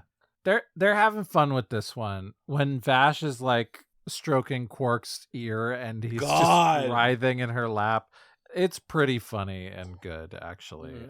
I don't hate that part. But the stakes of this episode are just impossible to follow. Like, so where are these things from? What is it that they do? Does Vash know that it has this like negative effect on the station? Are these authentic or are they not? It like, what does Vash want? She just wants to make some money, I guess. It's so confusing, and it really sucks when you were talking before about like, okay, the Duras sisters are here talking to Bashir, but I don't know who Bashir is, so like, what does that mean to me? In this case, these two characters come in, Q and Vash, and have like a bunch of scenes where it's just them talking to each other. Yeah. And not speaking to any of the main cast. And it feels like we don't know a thing about them. Q, we've seen a bunch, and I don't really quite understand his motives. I guess it's like what you were describing, that he wants to feel needed.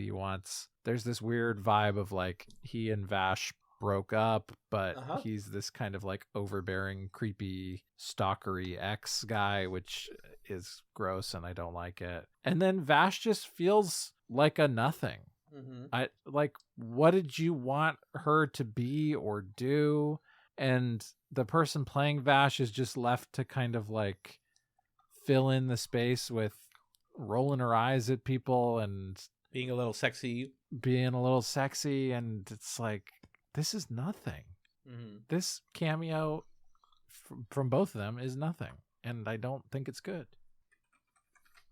There are way fewer episodes of DS9 that have Q in them, unfortunately. Is this the only one? No, stop. Hold on. Is it?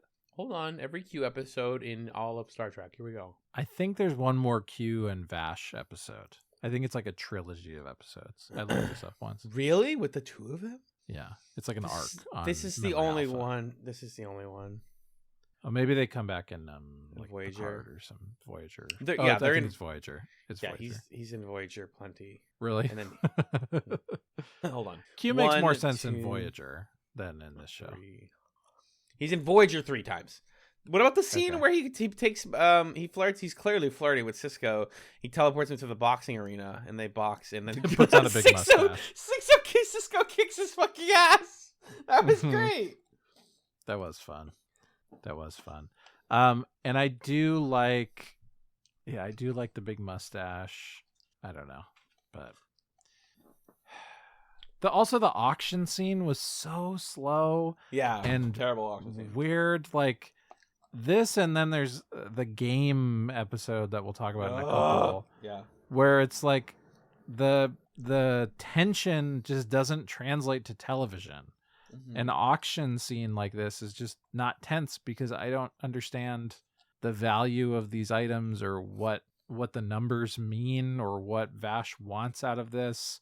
And there's this weird nuance of Q's trying to stall the thing. I did like that for somebody to bid 6,000, it was an alien who had 6 fingers, so they could just raise one hand. That was a very, very funny detail, and a lot of work for that joke, but worth it. Also, Quark has a squid-faced friend guy who says to him, "Quark, you obsequious toad." Incredible line. Is a great line. That was why I renamed our chat to Obstreperous Boys, is because obsequious made me think of obstreperous. Ah. Our Facebook chat many years ago used to be called Obstreperous Boys. So also we brought it up in an old chats nights. But anyways, yeah, the auction stuff's boring. Drink every time he says the term gold-plated latinum. It's said like 30 times in this episode at least. I can't. Just say gold. Just say gold.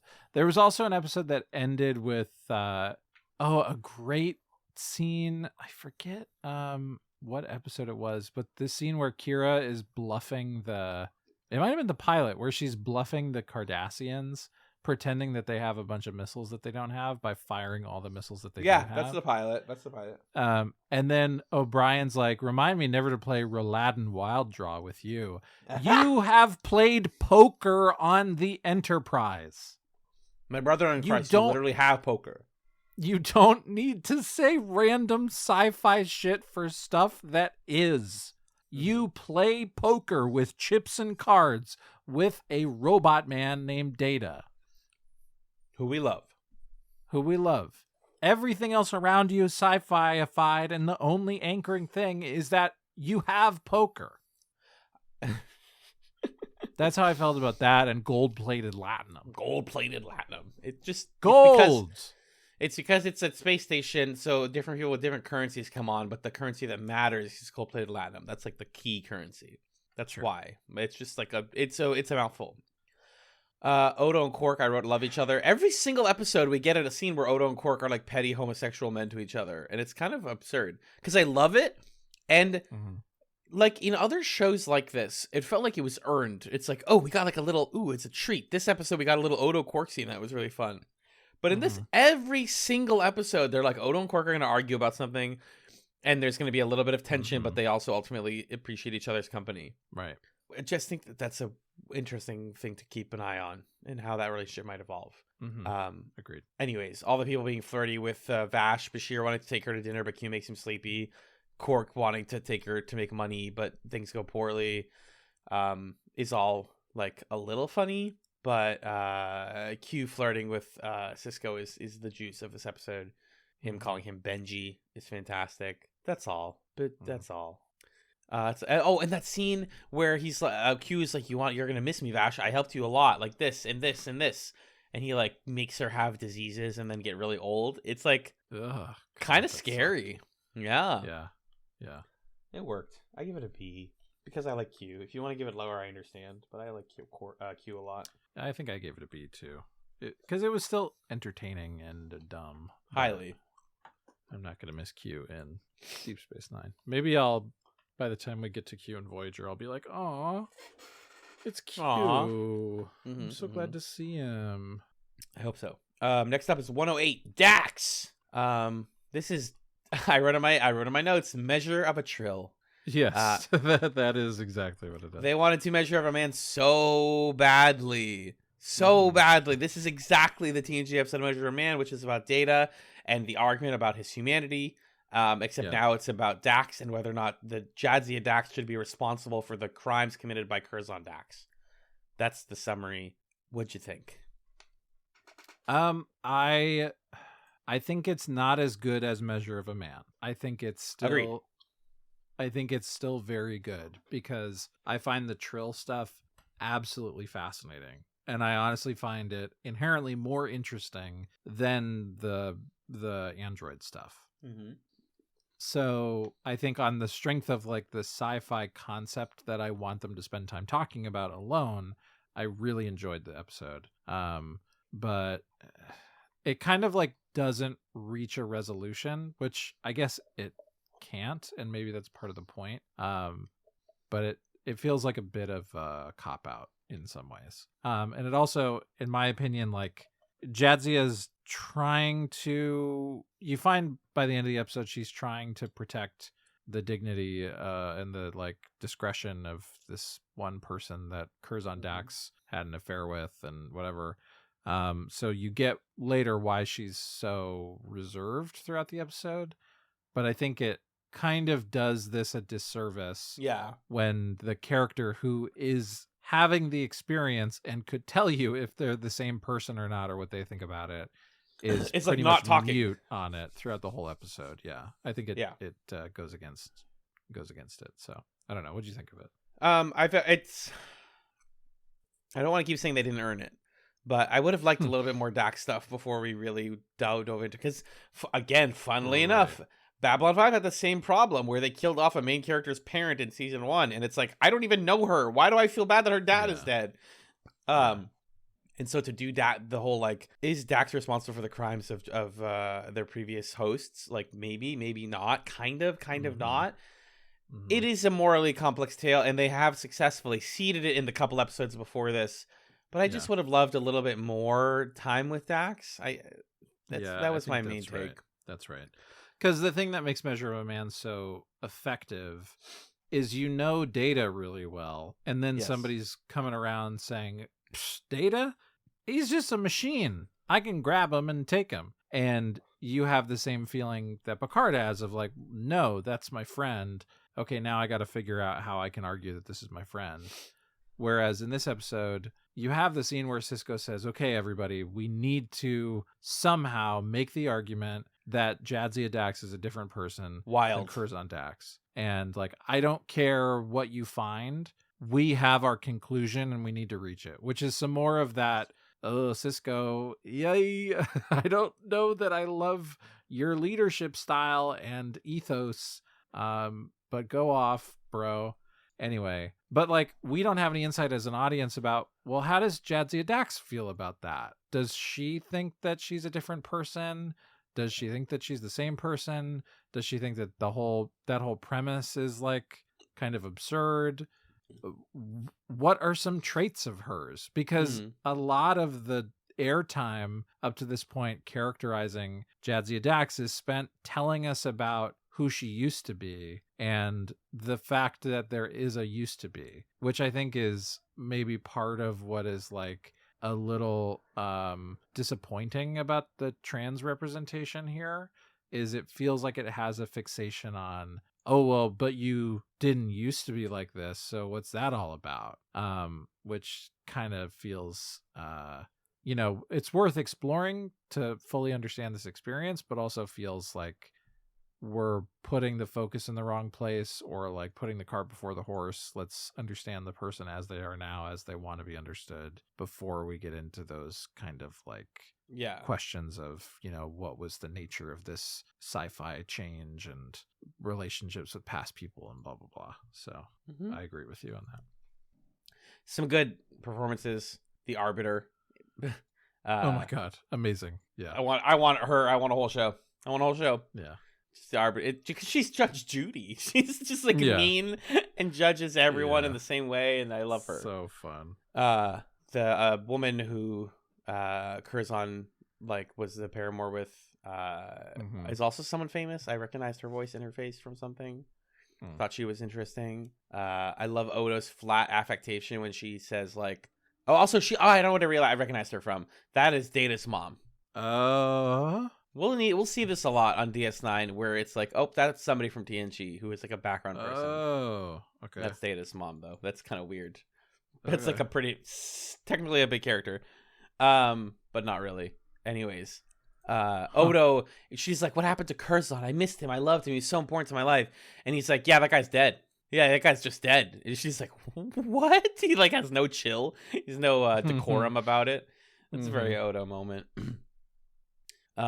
Just the juicy stuff of like Bashir explaining the whole brainwave thing, and the brainwaves never change across different lives, so it is the same person, but they reset every time, so it's not. And then the salt and water argument being what does it is great, because the other guy, the prosecutor, says, well, when you add salt to water, you change what it is. It's not the same thing anymore. It's still salt water. And then Bashir is like, nice, that's definitely true. If you take the water out, then you get salt. So they're never the same thing. Even though you think that they become the same, they're not.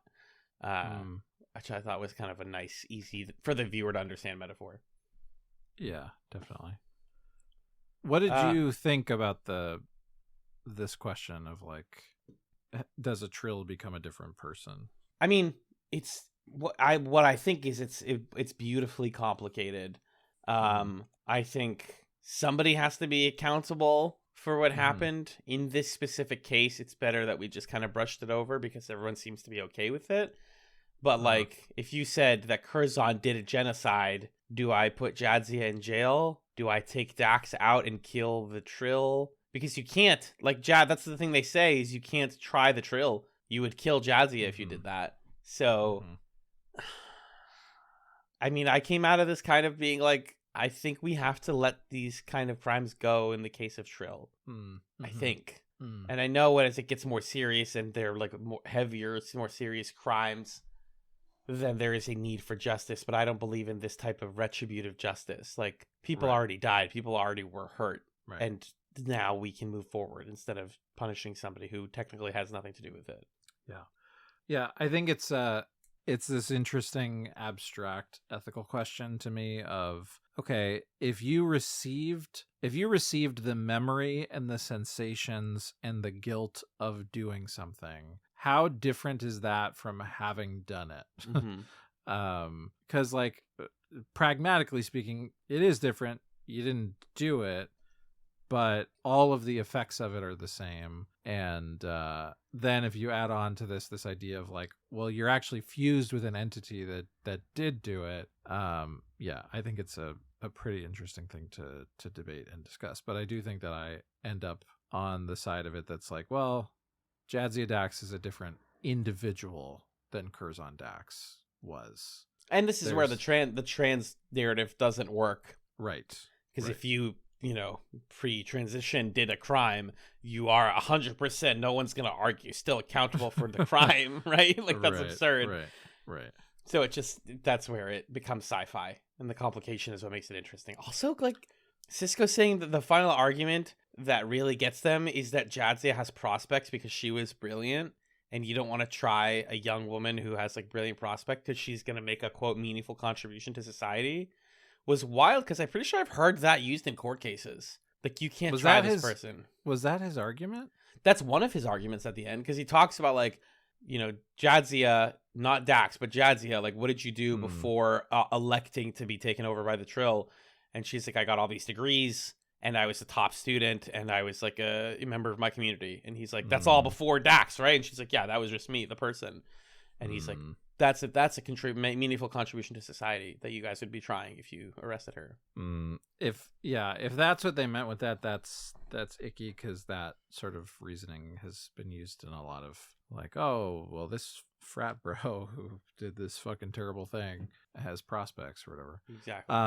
I took that to mean, like, he was trying to make the case that Jadzia was her own person fully and completely before entering into this, like, symbiotic relationship with Dax. And so it was part of his argument of, like, well, Jadzia Dax is just a different person because Jadzia spent decades becoming her own person before being incorporated into this new individual, which is an interesting way to take that. Highly interesting. Anyway, where do you rate this one? Low S, high A. Yeah. I think it's A to me. Okay. I think Measure of Man is S, and this was A. Yeah, if we're using this on the broader TrekChatz metric, then yeah, it doesn't stand. But it's good. You should watch it. Yeah. The last episodes of DS9 Season 1 Part 1 are so boring. 109 is The Passenger. They're stinkers. They're not good episodes. Yeah, come on. It's such a bummer. And, like, someone in the Discord was like, it's a bummer that you guys are doing the split thing for the beginning of DS9, because the beginning is a lot of this, where it doesn't, like, we're hitting it at weird arcs. But I like talking about the show, and I would like an excuse to talk about it more, so I'm fine with it. Yeah. The Passenger is an episode where Bashir continues to be the worst character ever. They rescue a woman and her prisoner. He died supposedly, and she's like, I want to see him. I gotta make sure he doesn't do anything bad. And there's more Quark and Odo. They do some odd guy stuff. There's a new security guy named Primin who Odo doesn't get along with because he's very by the books. And they talk about Odo's role as security on the station. But here's the thing: that prisoner died, and yet somebody broke into the cargo bay and seems to be stealing weapons and material and, like, ore that his race uses to prolong their life. So is he actually alive and not in cryo? Can a dead man commit a crime, Magellan? Well, no. But his ganglia survived and infected Julian Bashir, and Bashir possessed, a man possessed in doing one of the worst voices, is the one doing all these crimes. So they take him out of him. They give the woman This is the funniest part of the episode. They give the woman custody of the ganglia, and she's like, blasts. She's like, "You're sure I own this, right?" They're like, "Yeah, it's not ours anymore. It's your custody." She's like, "Cool." Clap. Shot. Destroyed. This suffers similarly to the aphasia thing, where Alexander Siddig is not intimidating. Correct. Him being possessed by the bad guy is not scary to me. So I cannot take it seriously. So that whole plot, I wasn't a fan. The stuff, and also there's like Quark and Odo are both like ogling Jadzia towards the beginning and arguing about their philosophy on how to interact with her. She's so lonely. And then their philosophy about loneliness. And it's like, these two guys, could they just leave? I want to sit and talk to Jadzia at the table about like her experience of her whole thing. And I'm done with these guys arguing all the time because it's not interesting to me right now. I've seen too much of it. I want Jadzia. I'm tired of people talking about Jadzia. It's bothering me. Yes. 100%. Pastor's really boring. It's super slow, just to be clear. Like, premise aside, even the premise is like a little interesting as like on paper, can a dead man commit a crime? It's so slow. And the reveal of Bashir is at the last like 10 minutes, as if they cut out all of the stuff with that. And they were like, we can't have too much of it. It's actually, and it's like, that's the meat and potatoes of the story. Yeah. The one thing that was nice about it is I was at a board game store watching this on my phone, and the guy at the board game store was like, I couldn't help but notice that you were watching, or, half watching, what's that, Deep Space Nine on your phone? I was like, yeah. And we had a little conversation about that, which was nice. That's awesome. Is he a fan? So, yeah, he was like, that reminds me, I gotta fix my DVD player because I am not paying for Paramount Plus. Hell yeah, brother. Yeah, I didn't tell him like, oh well, neither am I. My podcast pays for it. Obnoxious, but it's a nice little moment of human connection as I was not paying close attention to Passenger. It's just, this one's not worth it. Yeah, really not. It's a hard C. Yeah. And then lastly, for this section of the pod, it's 110, Move Along Home. Considered by many to be one of the worst episodes of DS9. In this one, Quark traps a bunch of the crew in a mysterious game where they have to do various challenges, like skip along in time with a young girl singing and, do some jumping puzzles and say the right thing at the right time. And they get out and realize that it was all a game and they were never in any real danger, and this episode has no reason to exist. Wow, I really didn't like this one. I was at my parents' house yesterday. I was watching it on my phone, sitting on the bed. I took a nap. I paused. I rewound it. I was like, what did I miss? And I regret rewinding it. Which is brutal. This is the kind of episode that Xena would do so well. And that's true. Like, this totally arbitrary, we showed up in a room and there's a little girl jumping around chanting and we have to do the chant. Somehow Xena does scenes like that and you're like, this show is the best show I've ever seen in my life. And Deep Space Nine does it, and you're just watching the cast hopscotch across the room and then go fall off a cliff, and you're saying, yawn, boring, next episode please. Oh boy. I think the thing that's tough about this one for me is the stakes are really hard to understand. They're non-existent ultimately. They're non-existent because everything is just arbitrary. And it takes Quark too long. Like, if the point of this episode is that it's a test of Quark and his morals or whatever, which it isn't even, because it's just that these alien visitors wanted to prank Quark because they were upset with him. But if the point is to like test his morals because he tried to cheat them, he doesn't understand the game early enough for me to feel like he's being tested, Yeah. So I don't know. Odo's wants to come in and be like, "Are you fucking serious? You what? The captain is in there?" Right. And Oda then has nothing to do except be mad and be like, "Quark, you stupid mother idiot dummy." And that's all. I kind of liked Quark having a sense of responsibility for once and realizing the consequence of his actions. Yeah. And yet he still is like, "I'll go for the shorter route. I know it's more dangerous." It's like, dog. No concept of other human security. I don't know. Quark, man. Yeah. Also, the sequence at the end of them navigating the rock wall went for what felt like half an hour. I know it's not that long, but I was bored to tears. Boring. A couple stray notes. Jake is getting into girls. Nog is getting. This is the episode where Nog is getting him into girls. I'm positive this is going to become a problem. Yeah. I love that when the new race comes in and they're like, "We were told you had games," which is me meeting my childhood friend with his GameCube for the first time. And being like, "Oh, you got Smash Brothers?"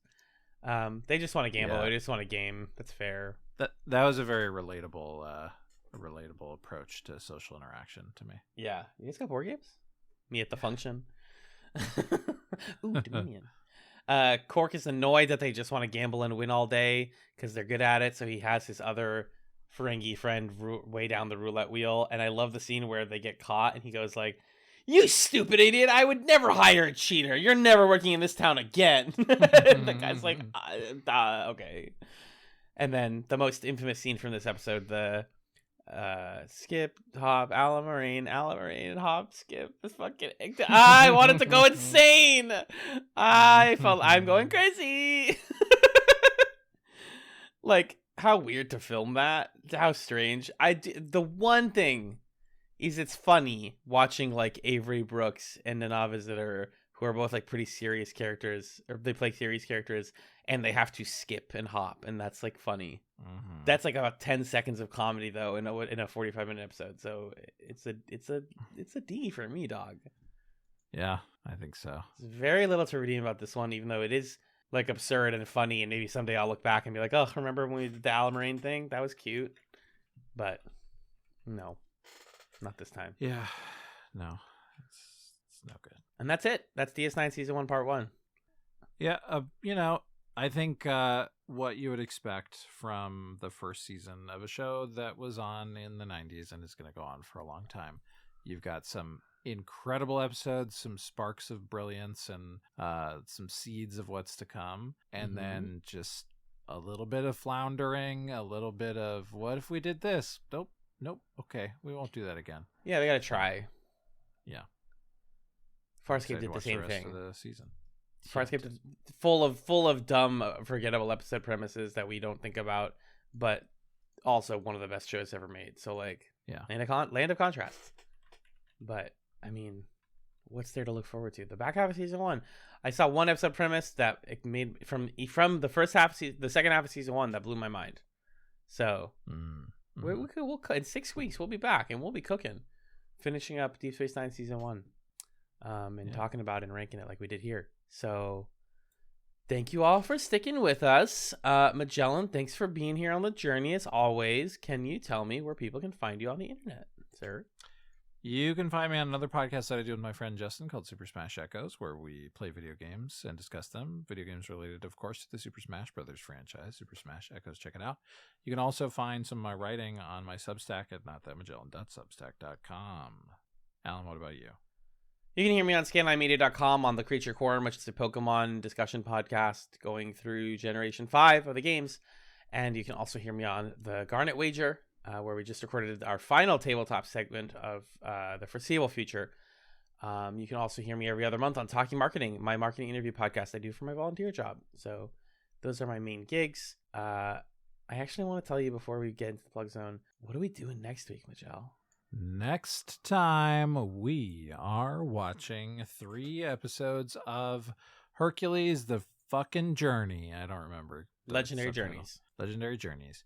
The ones that have Xena in them. And last time we read the descriptions, so you could go listen to those. But we're getting started with Xena chats, everybody. It's amazing. It's amazing. Finally, after a quite a year of doing Couch Madness, and then there was a strike, and now we're back, and now we get to actually watch the show.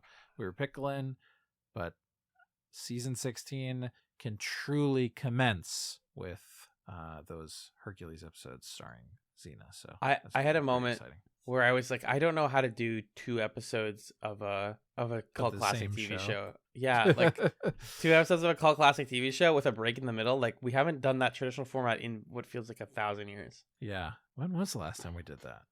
13 or 13, Oh my gosh. I think. I mean, You must be right. You simply must be right. I kind of just pulled that out of the movie, but I think that's the case. Well, let me look. You Yeah, must be right. yeah. Powerless. Oh God, the last show we did that Jeez for was Louise. Powerless.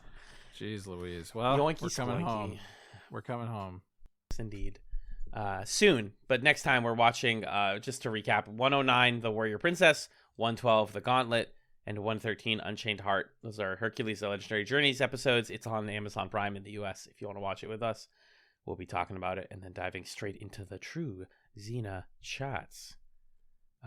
It's time for the plug zone. John, can you give us the plug zone, sir? Sure, I would love to. If you want to get in touch with the show, you can do so in a few different ways. You can email us at chatspot@gmail.com with any questions, comments, concerns, suggestions.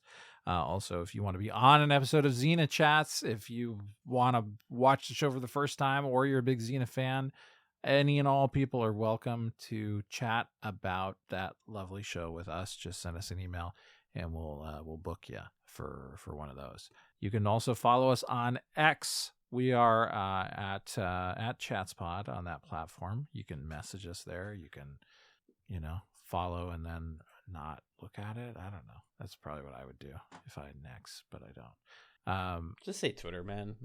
I refuse. I know it's correct. You are correct, but it feels so gross to say X. I know this is the problem I'm having. Is it feels so gross, but also, no, you're right. All right, Twitter. Tweet there. The people who are going to follow you are going to know what you mean. And also, if you go to Twitter, it'll redirect. No, you're right. Twitter.com/chatspot. Thanks, Habibo. Then, of course, we are on YouTube, Chats, a television podcast. We have all of our episodes there if you prefer to listen to things on YouTube.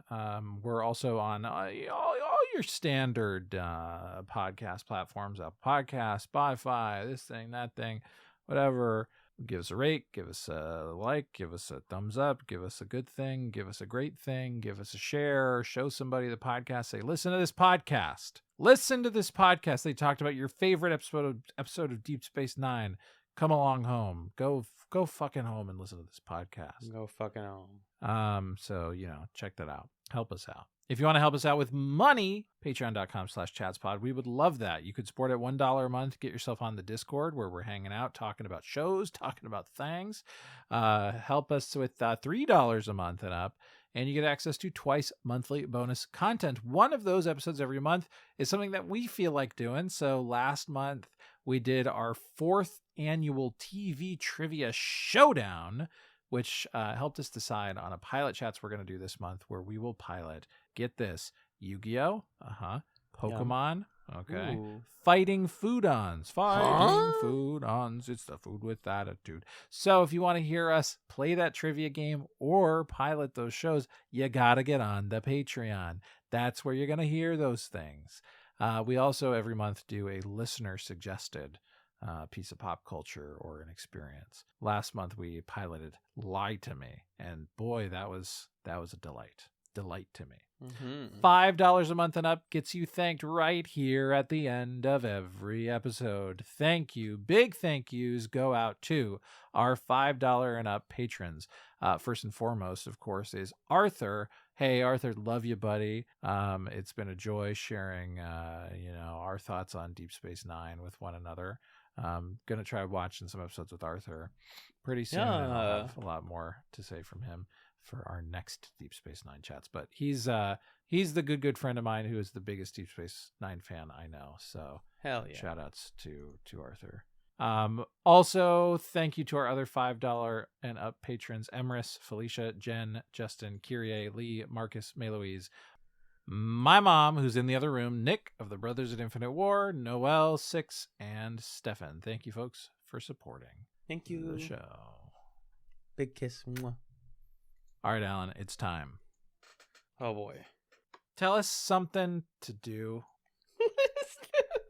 What's it called? What's the segment called? Chatsums. It's Okay. called Chatsums. Okay, if you say so. Sorry. Go ahead. What's your It's all chatsum? good. No, it's all good. It's all good. I want to. It's Alan's recipe corner, folks. I don't always recommend you guys recipes, but Alan's recipe corner. yeah. Yeah. Tonight on Alan's recipe corner, I'm here to tell you about egg muffins. What? Egg McMuffins? No, you clown. Egg muffins. Take 6 eggs, 6 to 7 eggs. Some people say 8. I just go 6 to 7. Get yourself a 12 muffin holder thingy. Go ahead and put all those eggs into a bowl. Add your salt, your pepper, your paprika, all your spices. And then you want to start mixing in your add-ins. So those are, I did bell peppers and American cheese. You can probably be better off with mozzarella. It will melt a lot better. Get some garlic and onion powder in there. Get a little bit of milk in there for texture. And then get your protein in there. Some people do pork. Some people do meat. I don't even think I just did like a bunch of spinach. I chopped up a bunch of spinach real thin and tossed that into the egg muffins. Because I already figured the egg was the protein. And then there's a little cheese for the healthy fats. Sprinkle the cheese on top. Everything, all the add-ins into the muffin tin. Pour the egg mixture on top of it. Put that in the oven for about 35 minutes at 350 degrees. And you've got literally 12 little snacks that'll last you an entire week. That's the easiest meal. I've been getting kind of into meal prep. And that's why Alan's Recipe Corner is here for me to tell you guys about the really easy recipes that are dietitian approved, super healthy, very delicious, because you can make these as spicy or as silly as you want. Serve them with a little fruit, put a little stuff on top if you want. They're so good.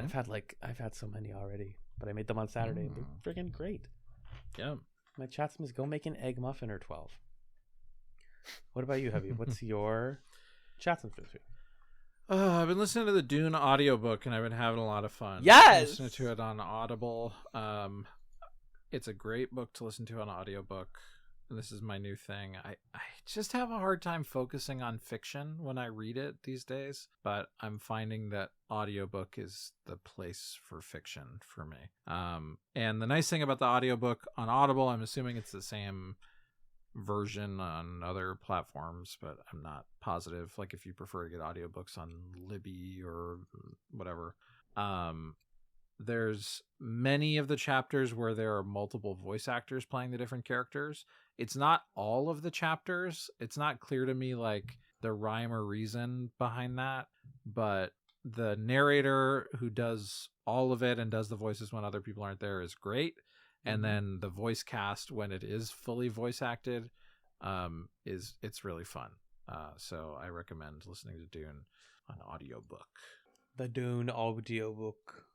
To learn about Lisan al-Gaib, learn about Jessica. Don't say Fletcher. Don't say Fletcher. The Gum Jabbar. Name one more proper noun from Dune. Oh, the Muad'Dib, There it Princess is. Irulan. Yeah. Oh yeah. Here, I could do 20. Whoa. Do you want me to? Yeah, I do. Okay, here we go. The Baron Harkonnen, Fade Routha. You've got different mentats. That's not really a proper noun, but can we It count is. it? Mentats. A mentat, yeah, smart people. They work like calculators. The Bene Gesserit, of course, they have the Missionaria Protectiva, Yeah. right? Yeah. There's the Emperor Shaddam IV. Yep. There's the Landsrat. Yeah, houses. Landsrat. House Atreides. Okay, that's 8. Yeah, there's the Duke Leto Atreides. Yep. You have the voice, right? That's Mhm. a thing. That's 10. Gom Jabbar. I said I could do 20. Gom Jabbar. Oh, sorry. 11. Silence. That's me Okay. doing the voice. Okay. Sorry. That doesn't count as one. I was just doing the voice on you. Silence. Arrakis, of course. There's the what's the guild called? The Space Guild or the Navigators Guild or something? Fuck. No. Rewind off that one. We're not Spacing gonna do that Guild. one. The Spacing Guild. Okay, I'm gonna give myself credit for that. I'm too sleepy to do 20, but I could. I believe you. Gurney Halleck. Gurney Halleck, Duncan, Idaho. Yeah. Duncan, Idaho. It's so funny learning about the extended Dune lore and spoiling everything for myself. Oh God, And Duncan Idaho stuff gets Duncan, freaking Idaho weird. stuff is so funny. It's Yeah. so funny. It is. Anyway, I'm getting into it. My goal is to I don't know why I sounded like that. My goal is to just keep listening to Dune books. Heck on yeah, it's a audiobook. great way to do it, dude. Thanks. Get duned. Go dune yourself. I might join you on that journey. Actually, I'm fresh out of podcast to listen to. The Simpsons Meme Initiative will end sooner than later. Join I me mean, I on can. it. I'll jump to number 2 because I already read the first one. I've heard 2 can be boring for a lot of it, and then it's really good at the end. We'll have to find out. This pod's been going on long enough, though. We can talk Dune later. And if you are a Chat's patron or you follow the Chat's Patreon, we put out a free episode over there, or I did. It's Dune Pod Part 2, where myself and friend of the pod, Ryan Slowinski, talked about Dune Part 2 in detail for almost 2 hours. So, lot to say, lot of thoughts. Let us know what you think. Check it out. Patreon.com/chatspod. That's a free episode, though. You don't got to give us money for it. Thank you so much for listening to TrekChatz. Oh my God, what do you think of the theme song to Star Trek DS9? Fuck! Oh my God, it sucks. No, it's good. It's actually better than the TNG one.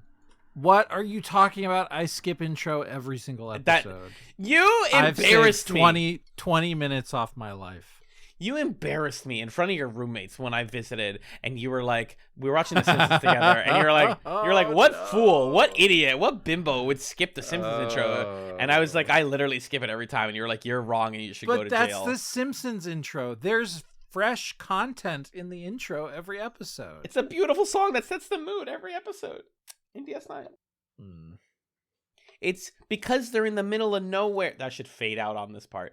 It's because it's in the middle of nowhere. It's the like Odo Quark argument. We are Odo and Quark. This is correct. It's like sparse. Yeah. It's like thoughtful. In my head, it always resolves into like the Pokemon Route 7 theme.